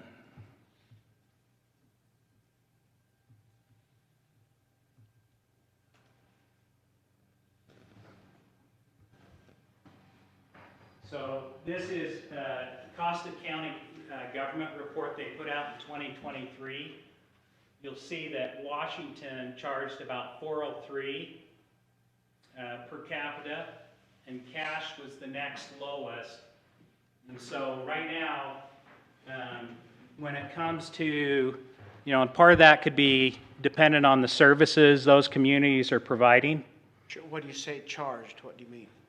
So when it comes to revenue that they collect from taxes and fees, you know, we're, again, one of the lowest counties in the state. So you're saying that Cache County It's been very fiscally conservative in their approach, which isn't necessarily a bad thing. I think, again, you have to evaluate some of these manpower requests and capital requests and say, do we need to, you know, legitimately fund these? When it comes to the amount of surplus, we've kind of, again, we've increased these capital or these costs in prior years when we approved the, you know, the budget, and you guys did a number of things. For example, compensation was a significant increase among county staff. Our revenues don't adjust quickly enough when we do such a significant increase. You know, and I'm not weighing in on whether that was appropriate or not. I'm just saying we've been very conservative, and I think it served the county well in many ways. I think we just have to, again, take 1 year at a time and evaluate these requests and, you know, determine, do we need to do some additional funding? Well, I guess I just keep, you know, I spent too many years in the private sector. And if I own a company and my revenues aren't matching up with the expenses, I'm going to start laying people off. I'm going to start reducing expenses, other ways that I can to bring it in line with the revenues. And I think Cache County has been responsible in taking that approach to things. And that's all I'm saying is we need to look at the revenues first and then decide what we can afford to do. Yeah. So Wes, on this sample that you did, that's a 10% increase? Correct. In property That's, I don't see Diane here, but yeah, she produced that. So what would the total be? This is just like one At the property. top, it says, Cache County is proposing a 10% property increase of, that would the total amount of the increase over how much was collected last year. The 1.8 million, which doesn't even cover. Which doesn't even cover the merit increase. Yeah. I just don't know how much our citizens can shoulder. So it's a double-edged sword, because we are so great, number two, and not held the rate for so many years, but yet we've been giving merit increases and so many increases over the past however many years, we're in this position. Well, and when it comes to the past 25 years, you know, the rate increases that the county has done, for the most part, they have done some rate increases, but for the most part, they've been pretty small percentage-wise. The rate itself has gone down every year since 2012. Yeah. So we haven't done any rate increases since 2012.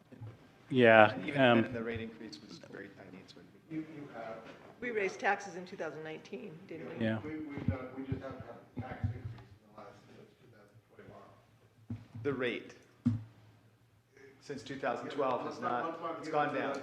Let's not get into the city argument that we're holding the rate, we're not raising our taxes. That's false, that's not true. I spoke a very simple truth, and then you said it was wrong, so what I spoke is true. So, The rate has gone down. so, That's not holding the rate even. That's doing less than holding the rate. so in Utah, they have the truth in taxation process, and I won't discuss this long, but basically, you're guaranteed the prior year revenue unless you go through a hearing. You do get growth, but you also get a burden by having new citizens who will demand service. And so, Well, I'm thinking that Carl's on the right track. We've got to look at our revenues and then take it from there. We've got to stay within our revenues If we don't look at our revenues, we're Yeah. never gonna get to the We'll never answer get- of where we need to be. Exactly, Nolan, exactly. So I think we've got a lot of work ahead of us because we need to know what those revenues are going to be so that we Okay. can go on, don't you guys think? Council And agree? again, I mean, Yeah. I mean, you have to consider we sit in inflation. the enviable position that if we have some essential things that have to be covered, we can increase the revenues. But we do so perpetuously so that we can not burden the taxpayers Craig, that provide our, can I ask you if we did, you said 2021 was when we increased? How much? So I've got, Ballpark it, can you? I can't even ballpark. Were you talking about a dollar amount, yes?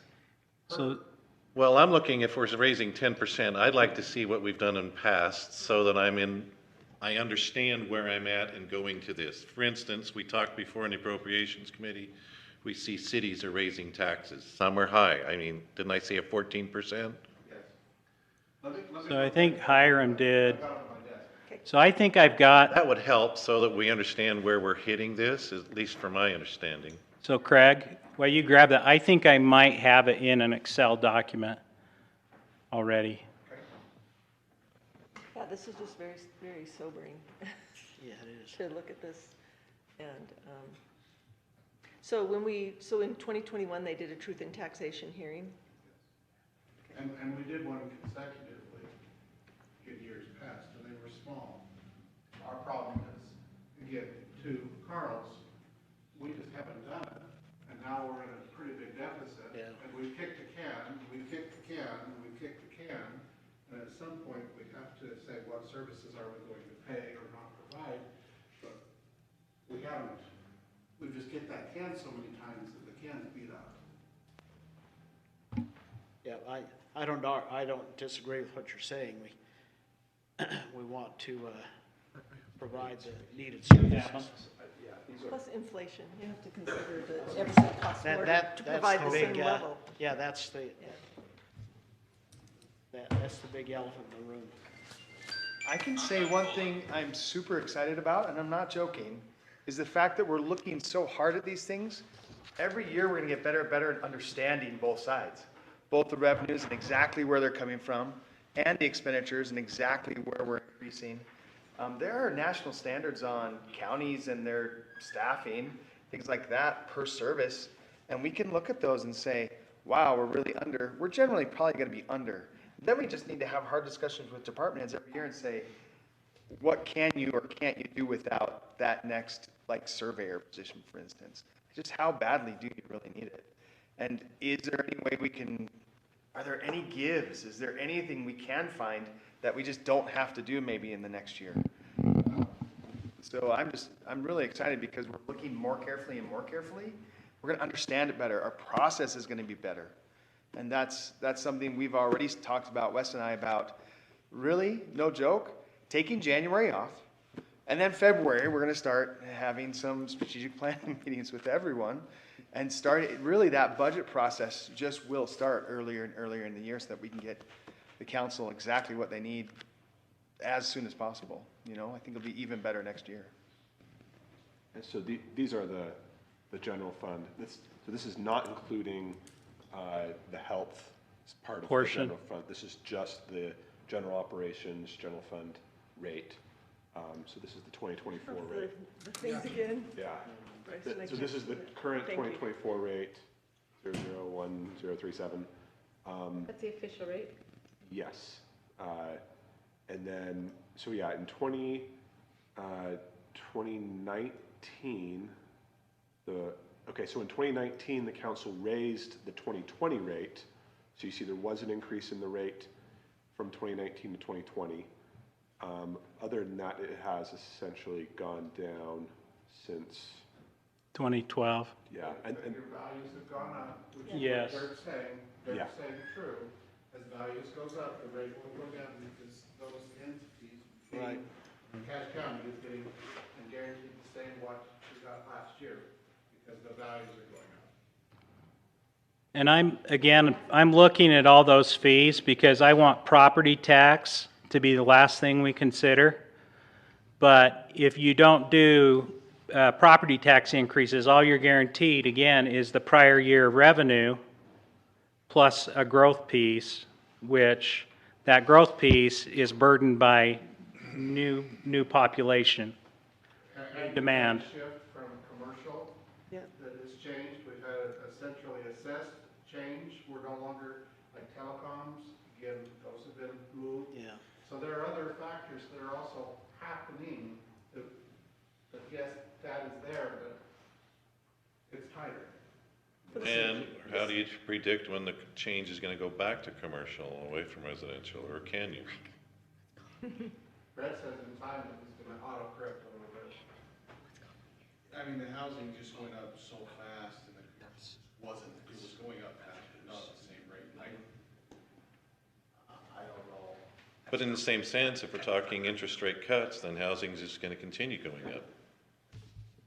And the fact that we're at a negative open amount of houses that are available.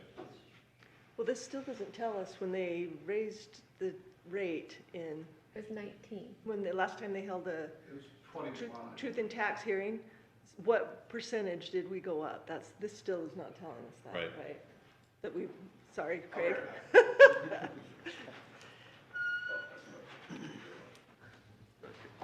Are you looking at your own? Does anybody have anything else to say while we're waiting for Craig? I would say more telling than maybe the rate is really the percentage of the general fund budget that is paid by property tax is more telling. Because the rate, again, as property values go up, the rate will adjust down unless you do a truth in taxation hearing. You know, I think in 2012, 50% of your general fund budget was funded by property tax. Okay? We're moving towards like 26%, I think is what we had calculated. And so, you know, your other revenues have increased at a faster rate than, say, your property tax. But that, I think that just kind of gives you a little indicator. I mean, the rates give you a little indicator.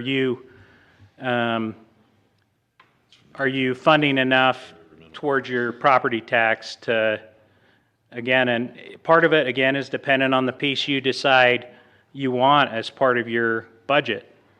If you don't, you know, if you don't necessarily see the need for some of these capital projects, But then don't they just get sandbagged? I mean, don't we just have the same problem next year? Yeah.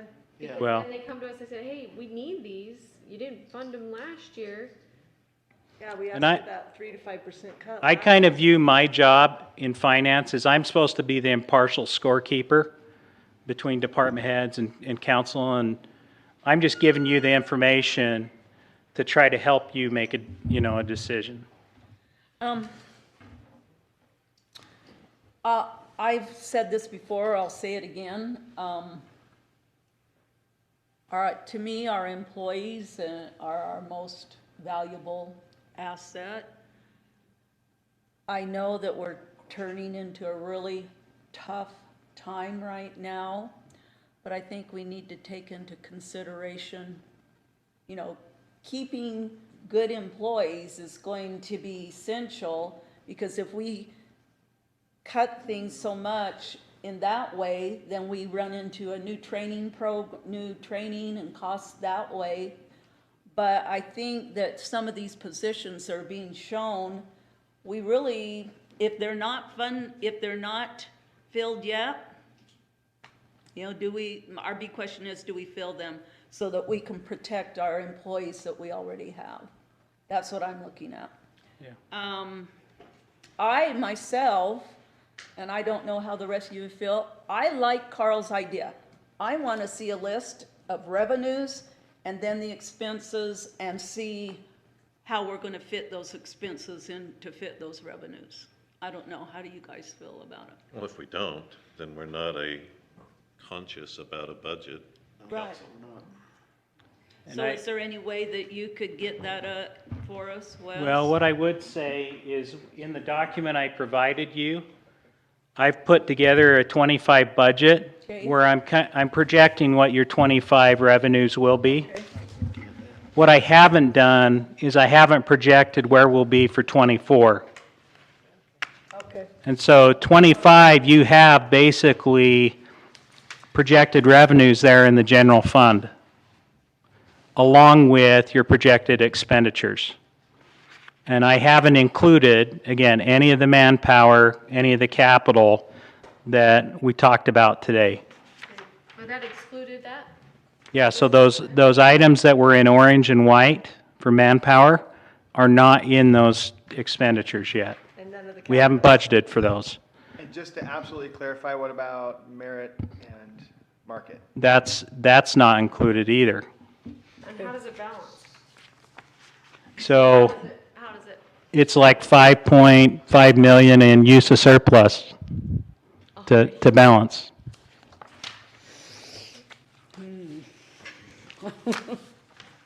Wow. And raising taxes And does it have 10% any, only gets us what 1.8 rate million. does it use?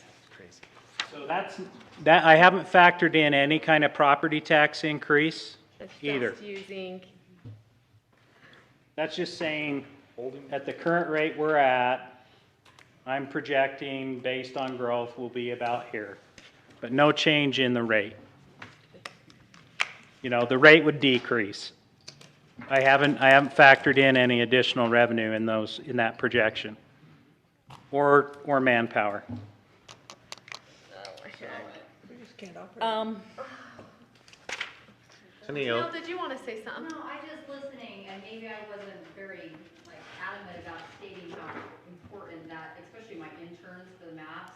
If I lost that about the project, we're just kind of, Yeah. I just want to make sure that I kind of put that out there, that keeping that is super, super important as far as us giving back that fee that we collect for that. So I just want to make sure that I. Thank you, Tanil. Your department collects a lot of fees. Yeah. A lot of that stuff. So, and also, as a person that values customer service, we've got to keep that in mind too, that we provide good customer service to the county. And if we're going to provide that good customer service with our departments, then we've got to look at ways to bring that revenue in so that we can keep that customer service going. And so, Well, and that's really the crux of the issue. We look at the income we have, see what our shortfall is, and then we have to make the decision. Okay, do we go out and charge more for our services, which essentially is what we're doing, we raise taxes. And we have an unfair advantage that way, because we can just do it. yeah. But, like pointed out by Sandy, if a 10% increase in property taxes only gives us $1.5 million. 1.8. 1.8, then, we have a shortfall of 5-something million, then, so let me ask you this question too, and this goes to Brett and to Tennille. So if we raise taxes, how much of our property is improperly recorded as far as when we tax it? For instance, I'm thinking of the cabins and stuff that are up on Ant Flat Road, and that because when we looked at them, they're coded as vacant land. Does that make sense? And so if I'm raising taxes, I'm not hitting those people either of cabins. So I'm thinking that we haven't got things properly categorized as far as vacant land or a cabin or whatever else. Does that make sense? Kind of. I mean, as we move to a new system, we're trying to get that more coded more correctly, so that's gonna take a couple more years to get that. But, I guess I don't know exactly what you're asking. Well, Dirk, you and I sat in a meeting and we were talking about that as we looked at these places up there, we've got property that is improperly recorded because we have not had them recorded or whatever, or watched them from the standpoint, and there are some magnificent buildings up there in those areas that are bypassing tax. Yeah, if I know about those, we'll take a look. I'll tell you, it's been difficult. A lot of those areas have gates on them, so we haven't been able to get all. Well, and I'm not even sure they've been recorded properly or came before for the proper permits and stuff. Right. The cabin areas are a tough one, for sure. But without getting on a without getting on a soapbox with Nolan, I think. You're gonna let me stand this on my own? Yes, well, no, in fact, I think the phrase that you and I shared was, when the good people come to us and get permitted, it's almost like they're punished when we have to tell them, no, you can't do A, B, and C out there. And the people that we aren't even looking at have come and built a multi-million-dollar cabin on what we think is a vacant lot, and we're not collecting those taxes at all. It's opposite of what it should be. I think that's one area where you could look at a pretty small investment in people, whether in Brett's office or, you know, Stephen Reeder is tapped out. You know, he's doing all he can with enforcement. But I don't know if an enforcement guy's the right area or someone else, or, you know, just a small investment will actually do a research project that finds and can track different places that we need to be doing that more effectively. Well, I hate to put the focus on that, but we're putting the focus on every citizen in the county by saying we're raising taxes. So we need to be fair in how that is applied on every citizen in the county. And that includes every one of us who sit in here, because if we're raising the taxes, we're all taking a part of that. Right. So forgive me for pointing that out, but it has to be done that we're assessing and recording and notifying each piece of property in the correct fashion that it is to be. Yeah.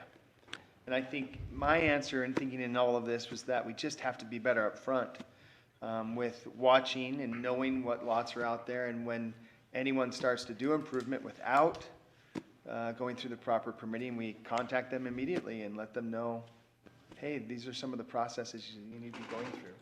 And there's a fine balance there. It needs to be done with a real, you know, white gloves and careful, because we want to do it properly and with respect to the landowners.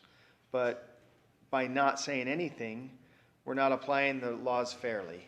And it's not fair to every other landowner that is paying taxes for their improvements. So Brett, here a while ago, we went back and the state says, okay, we're going to take Google Earth and we're going to look at a lot of things. I mean, so if they've got gates up and we can't look at them, I mean, we can still get in and view from an aerial, get an idea of what space or what is up there, correct? So I don't know exactly what parcels we're talking about, because we do find escaped properties from time to time.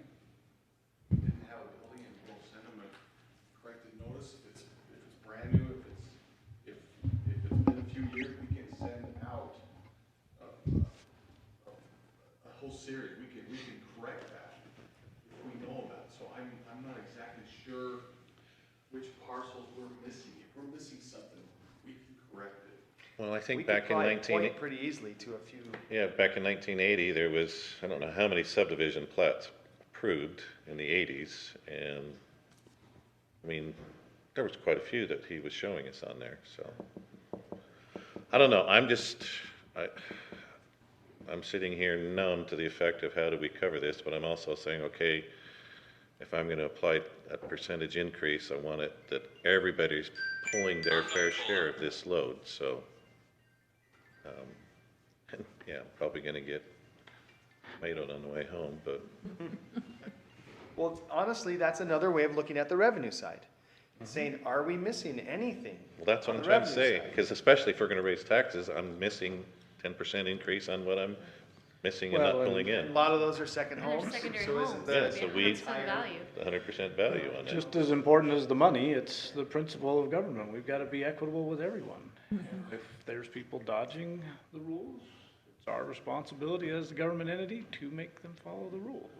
One thing that I would like to see is, and this could be just, as people come in to get a permit, I would like to see some verbiage in whatever, the building department, to say the assessor can go in and take a look. I mean, just like give us the right to go take a look, because we're just struggling getting behind some of these gates. We do get the building, plans, so we are able to estimate what's there. We have imagery that's sometimes delayed, so we don't totally miss it. But it could be better. We could improve those processes, and we just, it's just hard to get there. I can work with Steven and try to get some verbiage changes. I think we talked about that a little bit. Yeah, that was a good discussion. And the other day in a BOE, I think we would just like to have some access so we can see what's there. Well, as was pointed out, these are secondary homes, so you get to tax the full asset value of that, and so. There's by far the majority of them aren't significant, but there's some that are very significant. Some of these parcels have significant value. There's a lot of little cabins that just aren't, the cabin is just a shack, pretty much. But the underlying land value, we're seeing the underlying land value is the driver. The values up in those cabin areas have gone up substantially. We're trying to keep up with that, but, and we have statistically, we're at market value on those, but we've got some work to do for sure.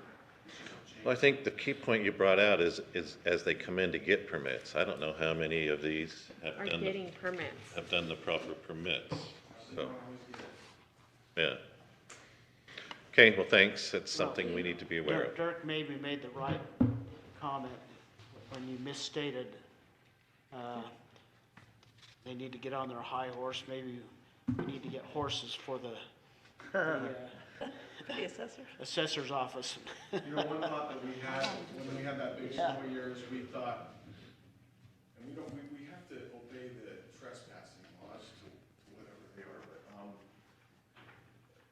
I've got a snowmobile, so I thought, Terry, go up and take my snowmobile, and just go over the gates and take photos, but it is a resource issue.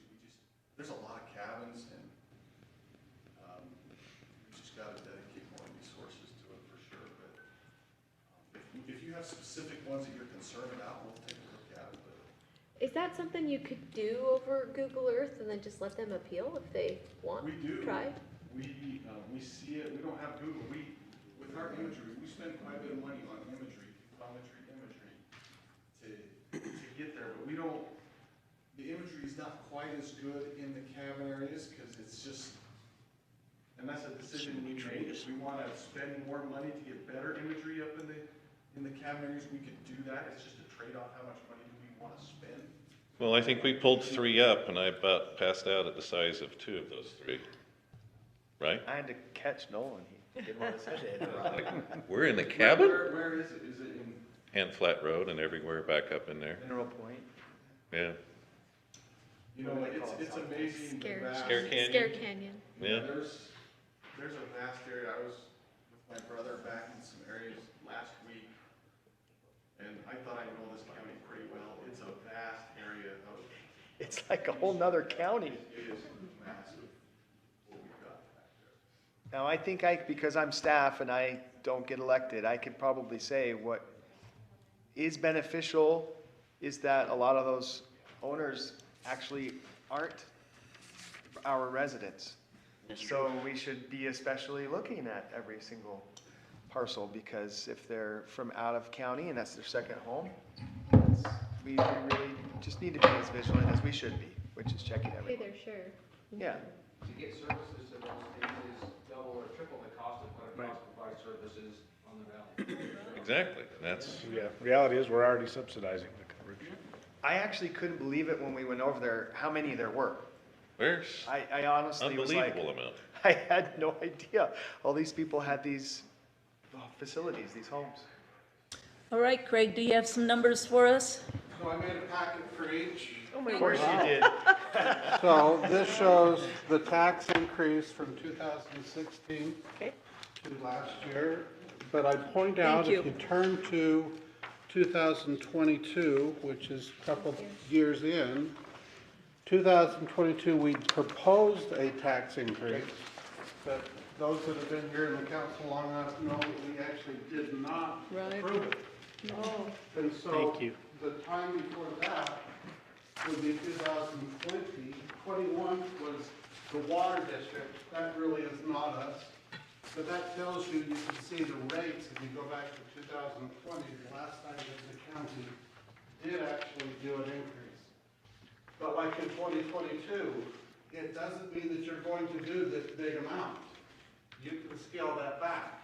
We're just trying to piggyback so that we're saving, and then these discussions don't have to be finalized and finished in 15 days. So this 2021 number never happened, that was proposed? but never happened. 2021 was the cash water district. Oh, that's all that. So, again, as the county, we again, proposed and helped with those, like last year, Richmond Cemetery. There are 3 this year. The water district is raising theirs this year.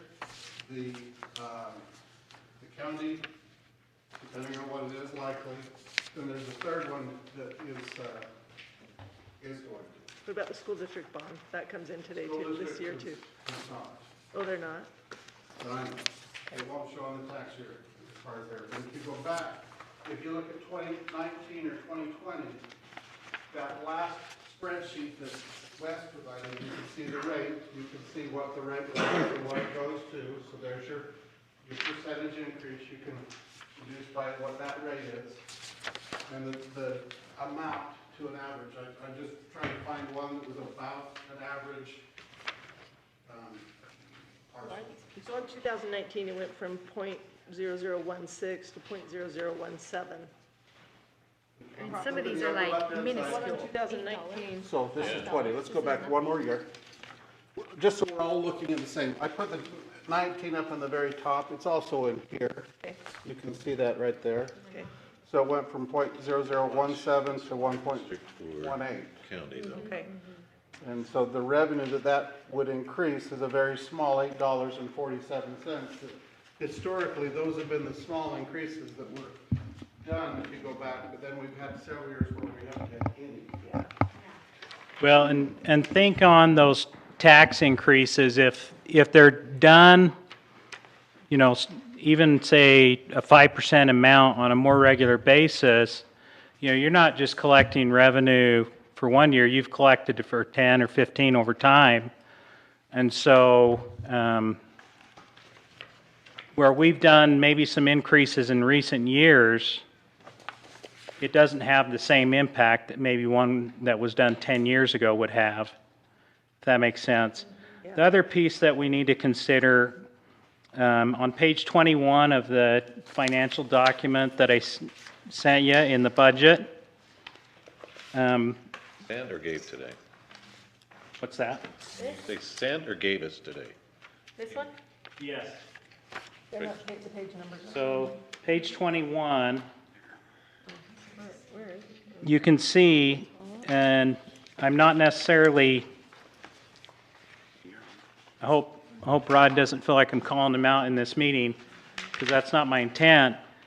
But you look at the fire district number, 2.5 million. So, you know, a big portion of what we're doing in our general fund is specific to fire. And having that, you know, looked at in a study this next year like we intend, and then rolling it out and having it pay for its own service, I think is important. I think this is done in some steps. I don't think it's all solved all at once.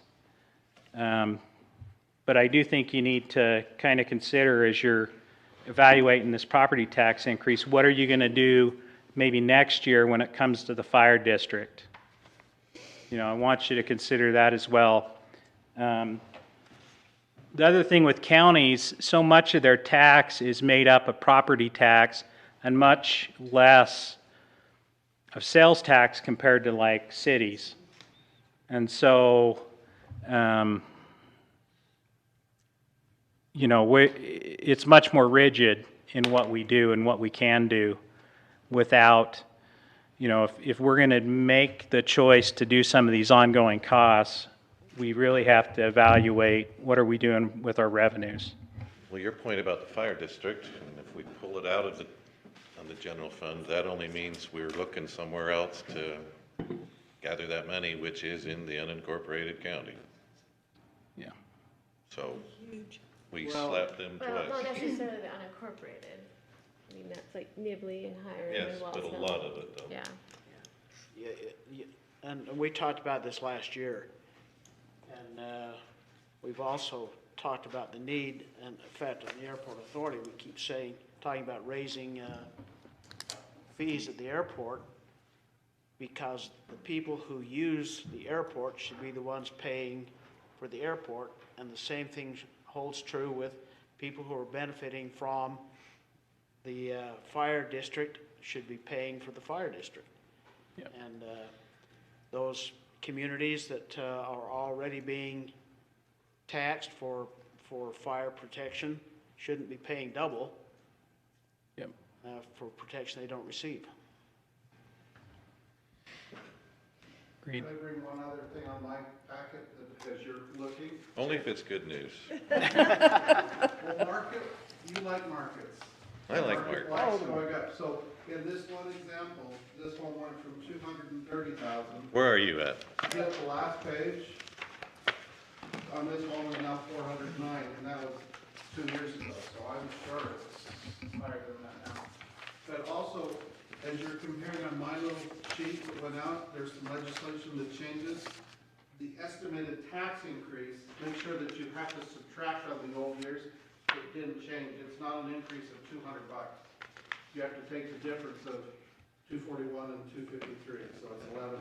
So just as you're reading that and seeing the wording that we chose in the past, does that make sense? Let me show it. No, where are we at? I'm lost. So take your last page. Very last page. 100, yeah. Last page. They show the total value rather than the increase. Exactly, and so to be more transparent, in now, it shows the increase, so what, rather than so the we're not total. getting phone calls, you're raising my taxes $253. No, it's just the This is my difference. last page. Oh, man, dude, you just transferred $1,500,000. Yeah, I For payroll today. Sorry about that, Carl, it's other things we do. Oh, okay. Well, But if you look at the you know, you value- look at this tax increase, $31 over a year's time. I mean, I could cut a few things out of my personal budget and come up with that in a short order. It's not a astronomical amount. But it is also just making a step towards solving. Difference between It's not even- that difference. Half of what we That need. increase. That makes sense. Take a few more comments, and then I think it's time we adjourn. So what is our next step as a council? Yeah. Because I don't know if I've, What have we solved here? I don't know if I feel like I've come any closer. I just wanted to say, I think we have so many of our department heads in this room together, and I think we as a council appreciate you all so much. Like, it's nice for us to have all of you here. Thank you for being a part of this process, but I hope that it's as sobering to you as it is to us.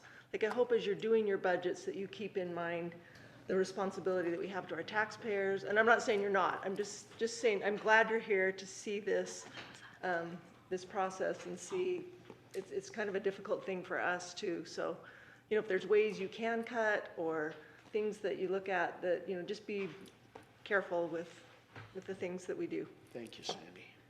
Craig. So if I could get something on the 22nd, you know, the proverbial stick in your finger, to see what Yeah. the wind is. It can change a little bit.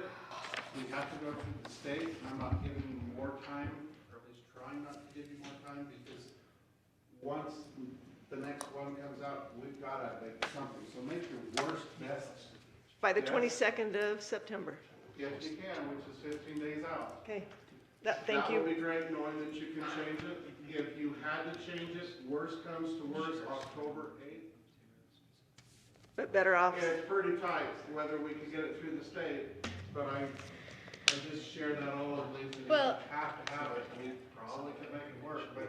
We meet on the, We don't have to stick to that number, right, Craig? I mean, we just have to, we have to show we're gonna hold a truth and taxation hearing, and that this is what it could be. The max. But the maximum, not to exceed that amount. No more than what you're Yeah. gonna propose. Yeah, not to exceed that amount. so we meet on the 24th, is that, you say the 22nd, can we kind of put that. Well, the 24th is the last time you meet collectively. If I knew exactly if it's the 10% or the 15% or whatever, I could get that approved with the state. Whatever we get, I can just format. I've got to format everything around that. Got it. And that takes time. And it has to be approved by the state and back into that. So the 24th is preferred. And remember, it was the 10th. 24th or 22nd? So we've already pushed it 2 weeks. I know. We're supposed to be done. And if we push it again, I can't guarantee it, but just So know the parameters. you can format everything, and if we give you a number on the 24th, you can plug it in.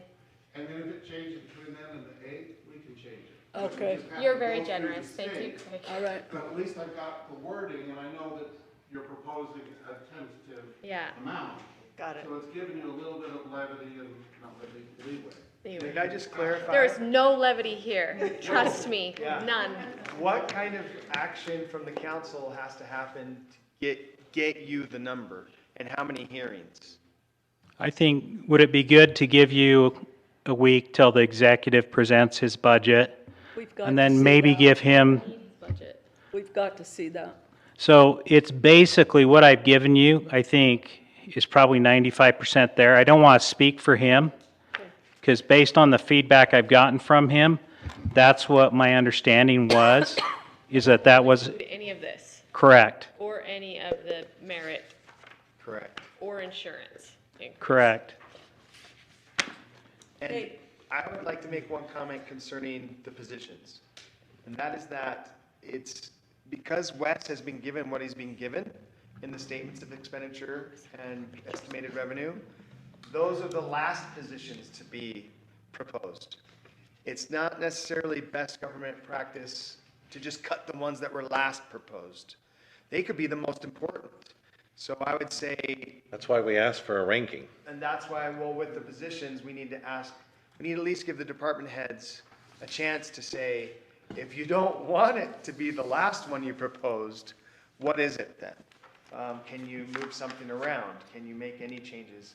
They might have to say, well, we don't have changes to make, or then you just have to make a tough decision, but. Can we have that by next week? In my mind, I think we need to work with the executive and kind of figure out, maybe reach out to department heads and work through some of these items. Because I think, again, some of these personnel, maybe we can deal with them not being filled for a year, but there are some positions that we need to probably fill. So it would be good to maybe, again, work with him for the next either week or 2 weeks and come back with his proposed budget. Well, the While proposed you're budget, saying that, go back to the revenue talk we've had, because if the revenue isn't there, then Right.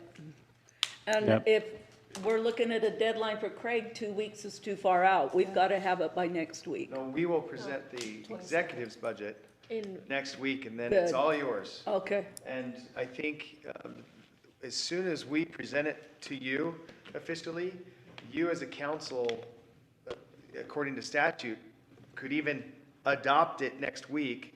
That word just means, thank you, executive, it's now ours, and we make the changes. Yeah. Yeah, accept. so the Well, the word in appropriation, statute is adopt. You're adopting the tentative budget, meaning it's ours now. Because you never pass the tentative budget. You only pass the final budget. this is the important part. It just means to accept. I like that word so much better. I think so. I wish statute would just say Micah, accept. the appropriations meeting. It's a passing of the baton, you know? It is meeting 17th, but that's just to Make sure. discuss the budget opening. I actually hope that the goal or what we did accomplish is at least some numbers on where the magnitude of the problems are, but also giving you ideas on what he started with, which is, here are the categories of your options, basically. Look at manpower, look at capital, look at fees, look at property taxes, the transportation sales tax, which is an option, and then I think- fund balance considerations. I think we all understand what we're looking at and what we're trying to accomplish here. So Wes, thank you. Thank for you. all of this. Thank you to the council members. I appreciate all your input and all that's been said.